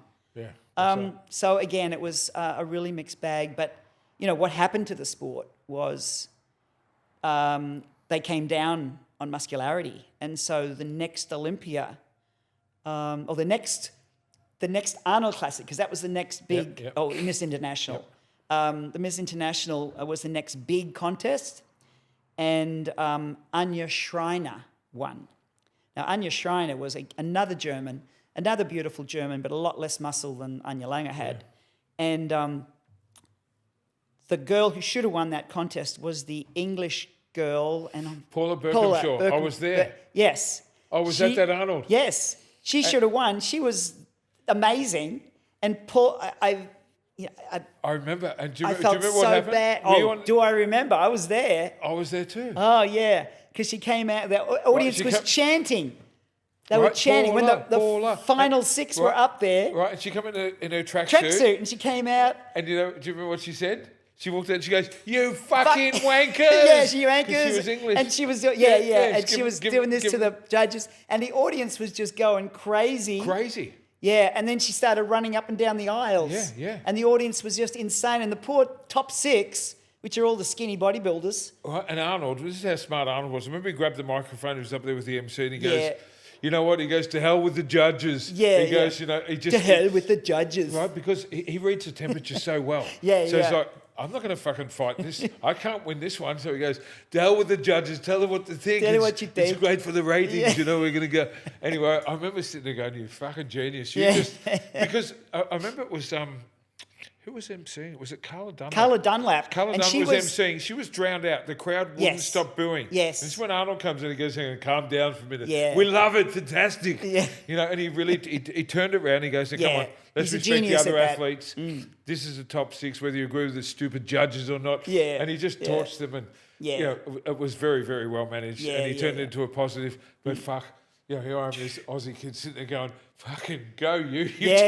Come out on stage, called them fucking wankers, and then got the crowd started hitting shots. He said running up and down the aisles. It was one of the funniest and greatest moments, wasn't it? It was great. I didn't know you were there. Oh yeah, I was in the audience watching. Well, okay, so you've retired now. You're just well, I hadn't announced it, right? But I decided that I was out, Right. especially then, because I saw what was happening in the sport. That year. Yeah. This was 92, and it was just Let's go back. There's no muscular women around now. It's just I destroyed it again. I fucked up the sport again. We've run overtime, but we're going to keep going because this is an amazing story, and I just want, if that's good with you, Brandon, we'll just keep rolling because there's more to tell. Now, around that time was when I first met you. Yes. Not memorable for you, but very memorable for me because I'd gone over there. Wayne had seen me as an MC in Australia and said, you should come over and do our shows. So he gave me a shot. So 1990 at the one I said before, in Buffalo, the Niagara Falls show. Yeah, and he said, if you don't fuck that up, you can do the New York Night of Champions. I'm fucking cool. I remember I went there and I had this stupid black and blue leather jumpsuit on, like a fucking wanker, Anyway, I thought I was shit hot, so I didn't care. I was pretty big at the time. And I saw you coming through the foyer because obviously you sold tickets at the gym. You're the guest of one of the sponsors, perhaps, of the shows. Remember, and I didn't know Steve at this stage. No, I didn't know Steve at this stage. That came later. And I remember you coming through the foyer of the Beacon Theatre. And I just saw this, not a real tall lady, a shorter lady. And I'm like, oh, my God, it's Bev Francis. So I'm waiting for you to move, because you had quite an entourage. Remember, you're a fucking big deal, right? Especially in New York, and people were getting autographs. And there was no selfies then, so it was all autographs and hugs and this and that. And he come past me and I go, oh, Bev. I said, I'm Tony Doherty from Australia. And then I made the mistake of saying, I'm promoting the IFBB show, because I'd become a promoter. I'm promoting the IFBB shows out there with the Grahams. And you've gone from, hi, nice to meet you. Oh, fucking good on you, Anyway, mate, and brushed me off, and off you went. And I thought, because I wasn't aware of all this bad blood, and I was seeing what was going on. But at the same Yeah. time, I'm the fucking biggest fan. I'm like, Aussie Bev. Yeah. Oh, shit. And Sorry. no, we're good. We became great friends. Yep. And I went on to MC that show and, been doing it ever since.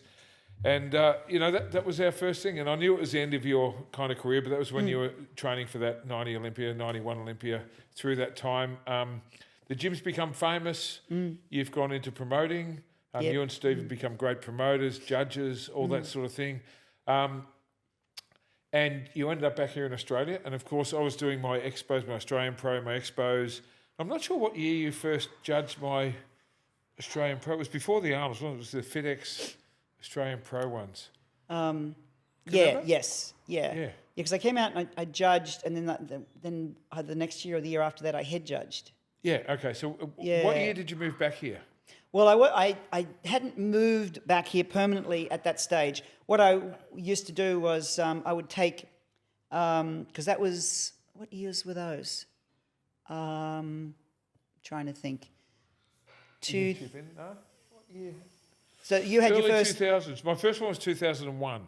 Okay. So I'm thinking about 2005, 6. No, because... Okay, yes, because we did 2006. We had to go to the Gold Coast because the Commonwealth Games was on in Melbourne. I couldn't get a venue. So it was 2007 when we came back. 2007. And I think So 2007. What happened in 2007 was, I had kids. I had my two children in 94 and 95. Yep. And so they were in school, like middle school, high school at that 10, stage. 12, 13, and I'd said to Steve quite a few times, I'd love for the kids to live in Australia for a year because, they live in Syosset, which is a wealthy neighbourhood, a nice neighbourhood. Nice part of New they went York. to high school in Syosset the High Bronx. School. Which is a really good school. Yeah.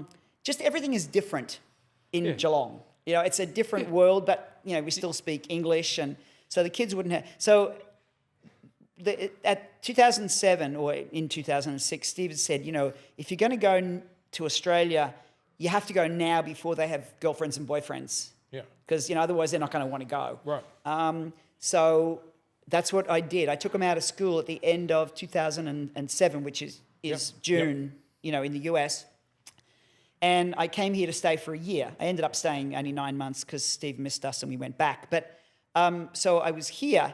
And so we were here when you had your show. Yeah, and it was probably Steve told me, Bev's there because I had to bring judges from America to judge my show. Yeah. Which at that stage by 2007. So now Jim Mannion's taken over from Wendy Miller, which is great for me because Jim gave me a shot and he's been fucking amazing for the sport. A great friend to us to this day. Yep. I remember the warmth I saw this year at the New York Pro when Jim realised you were there. And, it was great he was to see almost him. emotional giving you a hug and fuck God bless Jim, man.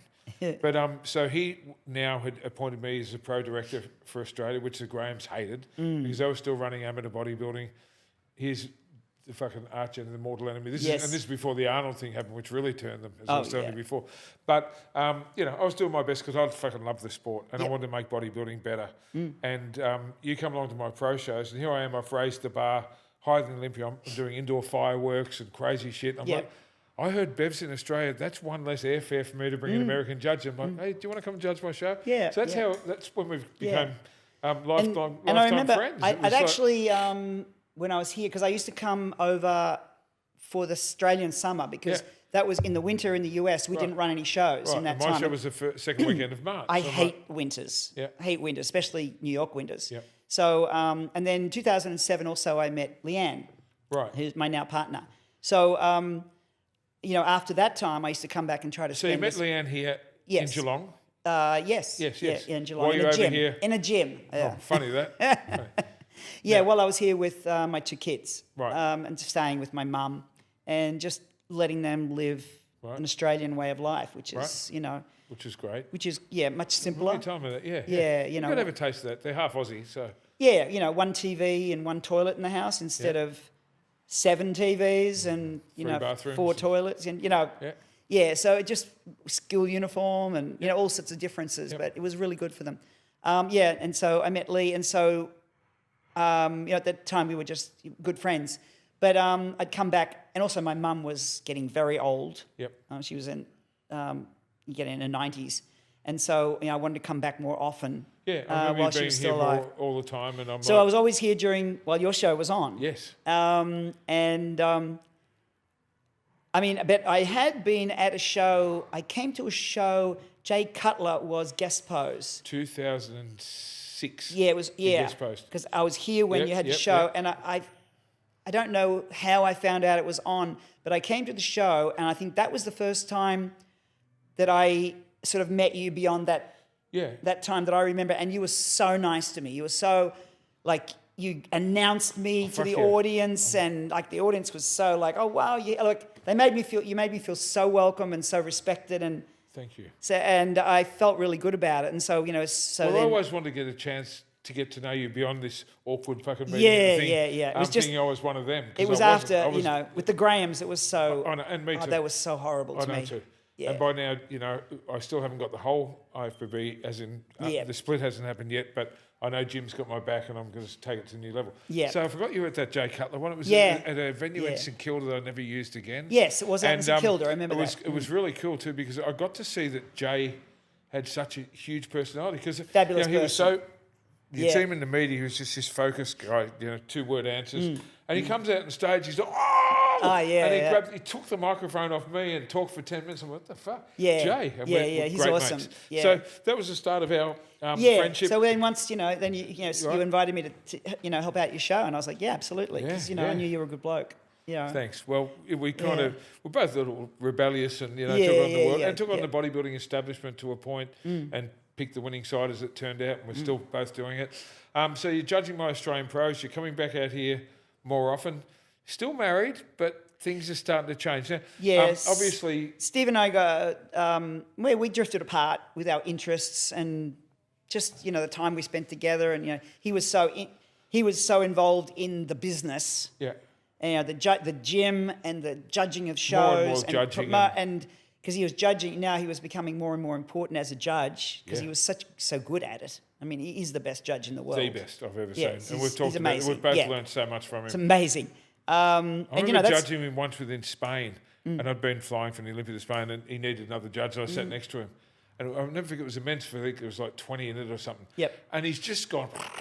Yep. So and I'm like, fuck, I'm trying to write down numbers. Yeah. I got the first 6, he goes, just I'll get the rest sorted out. This is, I know, can just... I've never seen anything like it. Anyway. And that was really helpful when I was competing because he had an eye from the start. Right. And so now he's coming out to judge my Australian pros as well, and as it became the Arnold, which was 2015, well, it became FitX in 2011. I think that's when I started bringing Steve out, because you were head judge for a few years I there. just was once head judge. I was around 2008, something like that. Yeah. Right, and that must have been Steve came out after that. Yes, he started coming out after that, and then he was I'm head like, judge. Bev in Geelong. Yeah. And you're kind of like, I'm spending more time in Geelong. And I'm like, is there something you're not telling me, Bev? Yeah. And then Leanne appears on the scene. Yeah. You've changed teams, well, officially. I don't think anyone was really shocked, Bev, because you've always been a little bit of a tomboy. Everyone says that, yeah. But, I've never been physically attracted to a woman in my life until I met Leanne, and when it was more than physical attraction. It's just so it was never an underlying facet. No, You've always said that. Never. I was straight as a die. And because, I've been accused of being a lesbian my whole life because I love sport and I don't wear makeup and I don't like nails. But I was attracted to men. Got a cupboard full of flannelette. I do. We've had a laugh about that. When I offered you a flannel, you said, I know, a 70-year-old lesbian, as if I'd been into flannelettes. All the attributes, but I was always attracted to men. And I always loved bodies. I love a man's torso. Yep. I like the look of a man's torso, and of course I love muscle. Yeah. But yeah, it's because it's more an attraction than sex. It's a person. So I've always fallen in love with a person. It hasn't been because they're a certain gender or a certain age or a certain height, or it's the person.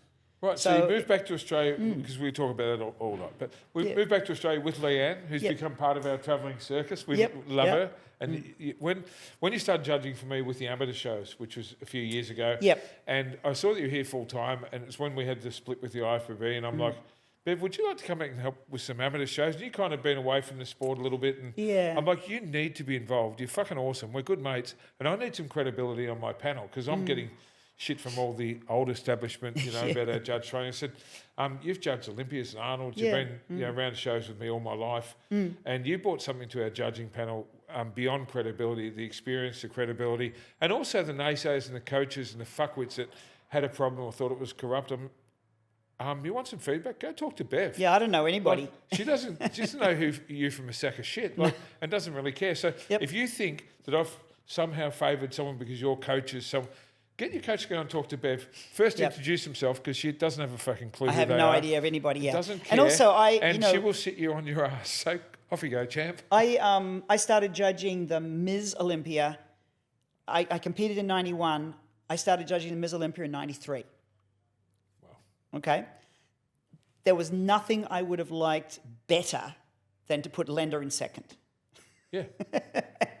I can be honest. Yeah. I really wanted her to lose. But she was the best there. Yeah, but you couldn't. I know you too well. No. I can't Your do sense the wrong of what's thing. Right, it has to be, And that's why you've been amazing for our Australian judging. But honestly, I thank you from the bottom of my heart because, one, we've got to take you on the road. And you always say to me, only one condition, like you did back when you had to have a gym set up in Canada or was it, sorry, in Austria, wherever that... The Cairns Festival. Yeah, France. France. I have to have a gym set up and I have to bring Steve. And you with me is like, I'll do whatever you want, but I'm going to bring Leanne. And through highs and lows, she's become a big part of our travelling family. She's sitting in on this interview. She's probably heard it all before. There might be a few pearlers you didn't quite. Anyway, you've become a huge part of our bodybuilding world in Australia. So no, thank you. But I think it was good for you too. And I remember I've said this to Steve Weinberger and to Jim. And Steve said, thanks for getting Bev involved a little bit because she's so good, and I think it's given her like a bit more of a purpose. But also, it's not you just giving back to the sport, but the sport giving back and respecting you for how much you've contributed to our sport. So I think it's been a bit of a win-win. Yeah, no, it has. It has. It's nice. You want to be remembered, I guess. Because I do feel like I did make a mark in bodybuilding. I didn't win the Olympia, but I changed things around. I know I threw a spanner in the works a few times. You changed not just women's bodybuilding, women's sport, women's weight training. Not just as a pioneer, but as a fucking savage who just said, I'm going to do it my way. You guys can deal with it, and you did. And you challenged traditional values. You challenged what people thought could be feminine or not, and you showed them, yes, I can still be fucking feminine, give you what you want, but I love that last Olympia where you did it your way. But it's been fun, since Jim Mannion took over, we did the Pro League separated from the IFBB Amateur League and, the NPC worldwide evolved. Fuck, it's been so good for the sport. And for me as a promoter to be able to do things right and give back to the athletes and see how many of our people are winning pro cards, how many are using their pro cards, how many of them are getting to change their lives because of what we're doing. It's really satisfying. Having you as part of it, Bev, wow. To me, it makes it even better. Thank you. Well, it's, I just, as I said, from the time I was a kid, I just, why aren't women given the same opportunities as men? There's, I could never see the difference.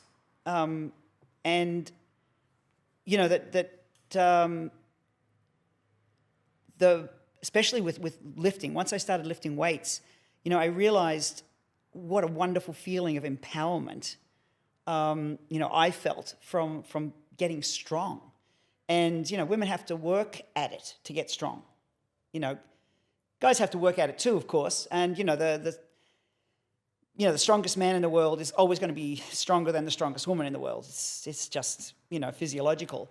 But, there's this overlap. There's strong men and then there's strong women, and then there's the rest of the men and the rest of the women. It's not just men are this and women are this. And there's the old, men are from Mars and women are for Venus or whatever it is. There's differences, but they're not as big as a lot of people think. And, I think, the whole idea of, the more freedom in society now with even, gender roles, not just sexuality, but, there's with employment and everything else where women are, in charge of football leagues and women are there's women, amazing companies. Scientists and mathematicians and, doctors and lawyers and, women have brains just like men do. And it's just this, this idea of femininity, it's more of a perceived thing of, what people would say to me, oh, do you have trouble getting a boyfriend? This is, many years ago. Do you have trouble getting a boyfriend? I'm like, well, no. People like different, some people like chubby girls, or some men like chubby girls, some men like skinny girls, some men like blondes, some men, everybody likes different, and beauty's in the eye of the beholder. Yeah. And I think femininity to me is not having long nails and a lot of makeup and a frilly dress, because drag queens have that, don't they? I don't know how, they're not necessarily very feminine. Femininity is a quality of a female that shines through in her personality and how she conducts herself and her just her person. And, masculinity too. You don't have to be a big, strong guy to be masculine. Yeah. It's just a quality of being male. And there's so many overlaps of a good person that are, they're similar, aren't they? A very masculine man can be very kind and gentle. You don't have to be a woman to be gentle. Yep, I agree. It's, there's just all beautifully put. It really is. All these qualities, and they're just mixed up so much. And it's, some of the most girly girls are just catty, horrible bitches. Yeah. Is that feminine? I don't think so. Beautifully put. Now, we could talk for another hour, but, probably one of my highlights, and as I said, I'm really, really proud to be your friend, and beyond that, family. And you've encouraged me, and you've seen my skill set with emceeing and promoting, and always made me feel good about it, because, everyone, like you said, we all want to be remembered, we all want to do the best for our sport, and you've made me feel really good and safe with what I'm doing, so thank you. But your 70th birthday early this year. Well, fuck, it was fun, man. It was. You know what was the coolest thing? I actually had been really crook that night, and I wasn't handling it real well. Anyway, we come back at the end. I had a little break, and I come back, and I remember it was just you and your mates from athletics. Yep. And I got to see how they revered and loved you, and the friendships that you built at Melbourne Uni 45 years ago. Yep. That are still there today. Gail was there. Francis' son Anton was there. Yeah. Peter Burke. Oh man, what a ripper! Him and I talked to each other's ears off. Yeah, he's gold medalist in the 800 meters. Yeah. Yeah. Amazing. I know. People. And I remember Leanne snuck me aside and showed me this beautiful rug that she'd had made up with all of your. What do you call those? There's athletic numbers. The athletic numbers and Australia badges from all of your world championships in athletics, all the different things you did. Yeah, all the competitions. I remember your brother did this beautiful cake because he was an artist too, over like a bench presser on a cake. And there were so many just beautiful moments and speeches, and just to be accepted and a part of it. And like, me and Em felt like we were part of your inner circle. And there's people that have been there for 40, 50 years. We're like the newbies, and you made us feel so welcome. But for me, it was one of the I've known you for a long time, but I didn't know all those people from the athletics world, especially Gail, because I remembered her from when I was a kid. Yeah. And they were just beautiful. And the way you guys have stayed together, to round off this whole story, because of this man, Franz. Yes. Yeah, we're a family. Yeah. Yeah. And it's I remember him saying once that actual coaching wasn't the difficult part. The group dynamics, handling the group dynamics was the hardest thing. Yeah. And that's what was special about that. And that he's lived on through you guys. Like your team, like so close. Yeah. And so protective of each other. How can I put it? It's kind of really deep, but that's why we felt so privileged to be trusted in that group that are so tight and so protective of each other, that Bev's like, no, he's with us, she's with us, they're safe. What it was is that in the group, it was if you were there because you wanted to work and because you wanted to do the best for you wanted to be the best you could be. So you were willing to work hard to be the best that you could be, but you respected everyone around you and realized that everyone was trying to do that. And that was the beauty of the group. Everybody pulled everybody else up. Now, we had Sunday morning training was when everyone started at 10 o'clock in the morning and everyone trained together. Everyone ran 6 laps together. Then we did exercises, and then we did the time trials. And it was only then we'd be split off to groups. But there were kids that were in high school or even younger that came on Sundays only. And there were Olympic champions. Yeah. You know, Ralph Dubell won the gold medal in the Mexico Olympics. He was one of France's athletes in the 800 meters. So we had, you know, Commonwealth Games champions, and we had high school kids. No one was treated differently. Everyone was treated the same because everyone was there with the same passion to do well and to bring out the best in themselves. So like when a kid would come along and say, oh, I just competed in the high school sports and I did my best ever javelin, you know, throw. You know, or that Commonwealth Games champion, you know, Berkey, you'd say, oh, that's great. You'd pat him on the back and say, you know, and it was so, you know, the kid would feel proud and everyone would be happy for that kid and everyone would like go out and do, you know, it was like this, it was this whole thing of everyone wanted everyone to do well, and no matter, like Gail and I we are still best friends, and we competed against each other all the time in shot put. Yeah. But we were always, you know, we're warming up, and you know, if she would see that she said, "Yo, you're not pulling your left foot underneath you far enough," you know, when in the glide. I know you pushed each other up. Yeah, always. Constantly. And I think that's what I saw with that group of people. Yep. Here was this people that competed against each other, lived together, travelled together, but always lifted each other up. Yep. So how nice was it at your 70th just to reflect, you know, and have that beautiful tribute from all of your mates and just... Oh, it was fabulous. It was a really special night, something I'll never forget. Yeah, no, it was fabulous. And to have so many people, you know, all my family and I had my high school friends, and I had my track and field friends, and I had my, old friends, you know, and new friends that I'd met since I was with Leanne, and, you know, just an amazing group. And, you know, my family made the effort. You know, I had my nephew from Perth flew over, and high school, my track and field friend from Cairns came down, and, you know, Anton from Sydney. I remember talking to him late at night, but, you know, I felt like you maybe like a guest of honour. I was so proud and privileged to be there, and I guess that reflects our friendship. But to finish off with, because we could talk forever, we started doing seminars together for the bodybuilding thing, and I think our first one went for like this interview about 2 hours. Yeah, it was long. Our story time. We were too old farts. Stop. But and I think this is. I just want to send a message out to anyone thinking about competing, anyone coming into this sport, anyone that can gain from our combined like 100 years of experience, whatever it is. Not quite, but we're getting there. And I'll never forget at our first seminar, and you know, with people talking about prep week and fucking peak week and all this, and you just said all these terms and all this shit, just stop it. You have to fucking love it. Yep. Bodybuilding is so hard. Or it can be so lonely and so testing. And there's no time out, there's no time off, there's nowhere you can hide. Mm-hmm. Therefore, the training, the diet, the posing practice, the pain, whatever's going on the outside when you narrow your vision, you have to love it. And I think seeing you impart that on people, and I use it at every seminar, and I quote you, I always do, I always say, when you're not at my seminars, I always say, if I can just share one thing that the magnificent legend, Bev Francis, imparted on us all, is that you have to love it.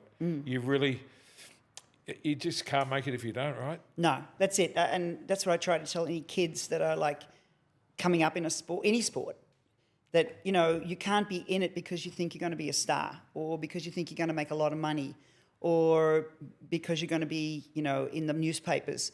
You have to do it because you love it. You have to do it even if you have to pay every time you compete or train. You have to be willing to give of yourself. You can't expect to do it and get stuff. You can't expect to be sponsored. You can't expect to be, you know, in the newspaper. You have to do all of that because you love it, and that's the reason you're doing it. And no matter how hard it is, you'd still do it because that's what you want to do. Yeah, you can't have a sense of entitlement and No, think it's going to give back to you. No, you You've can't just gotta expect love it. anything back. You have to take the bumps that you're going to inevitably have. You're going to have to take the disappointments, The criticism. the injuries, the And in criticism. your case, you divided people, and you never missed a beat. You never missed a workout. You're still training. I mean, Yeah, I love it. Yeah, Yeah, I'm love never it. going to stop training. I know, Yeah, I know. yeah. No, it's what I do. If I don't train for a few days, I get itchy. cranky. Yeah, I'm cranky. Yeah, no, Lee will tell you I get cranky. She'll send me into the gym. Yeah. No, I got, and I don't have to train like I used to, which I don't, of course, because I'd be injured if I did. But I just have to do something in the gym. Becomes 'Cause a party, what doesn't it? I love to do. Yeah, it's what keeps me going. And it's where I go, if I'm sad, I'll go to the gym and do a workout. If I'm happy about something, I'll celebrate by going to the gym and doing a workout. It's like it's not something that is It's never forced. it's never a chore. It's something that I just gravitate towards. Yeah. I always think that sometimes I don't feel like training, but 5 Oh, yeah. minutes in, I'm always thinking, fuck, I'm glad I did. That's it too, I've never regretted a workout. Yeah, no, that's me too. Sometimes it's like, I just feel Everything hurts. and then it's like, I'll just do a little bit. And I go in there and it's like, I'm so glad I did this. Yeah. And if I didn't, I'd feel like shit. Yeah. Yeah. So, retired now, living down in Geelong. You're just Yep. chilling. I just actually finished writing a book. I was going to ask you, when's the book? When well, are you going to write the book? I knew you'd been writing one, but you finished it. I actually finished writing. So now I'm just trying to work out how to publish it, whether I find a publisher or self-publish. I'll work that out, soon. But yeah, so It's going to be a good one. it's How long did it take to write? well, I started writing it in 2020 because everything's shut down and we were locked in and I'd been thinking about it for a long time. And so just sat down and started writing. And Oh my God. it was really good. Well, it took a lot because fortunately I'm a hoarder. Fortunately my parents were hoarders. So they kept most of letters that I'd written them. Oh, wow. Which were just invaluable for information because I didn't keep diaries every year. I did keep training diaries. I have training diaries. I know you're a hoarder because when Leanne secretly showed me the blanket that blanket, she made, yeah. she goes, the only reason I could do this is because she fucking hoards everything. I've got every singlet she ever wore. Sentimental hoarder. Sentimental hoarder. Yeah. So, So the Memoirs of Bev, is there a working name for it or? well, again, tentatively, I have tentatively called it The Strongest Woman in the World, A Portrait of a Pioneer. I think we can finish on that. The Strongest Woman in the World, A Portrait of a Pioneer. Hey, thanks for coming on, Bev. It was a I've got to pleasure. know you even better, as we always do. Yeah. Stick with us, please. We couldn't do it without you, and we don't want to. Thank you. You're I'm gonna always stick welcome around. in our world. You've been an amazing inspiration to me and all of us, really, And I think you've changed the world of bodybuilding and will be remembered forever. Ladies and gentlemen, the one and only Bev Francis. Thanks, Tony. Pleasure to be here. That's cool.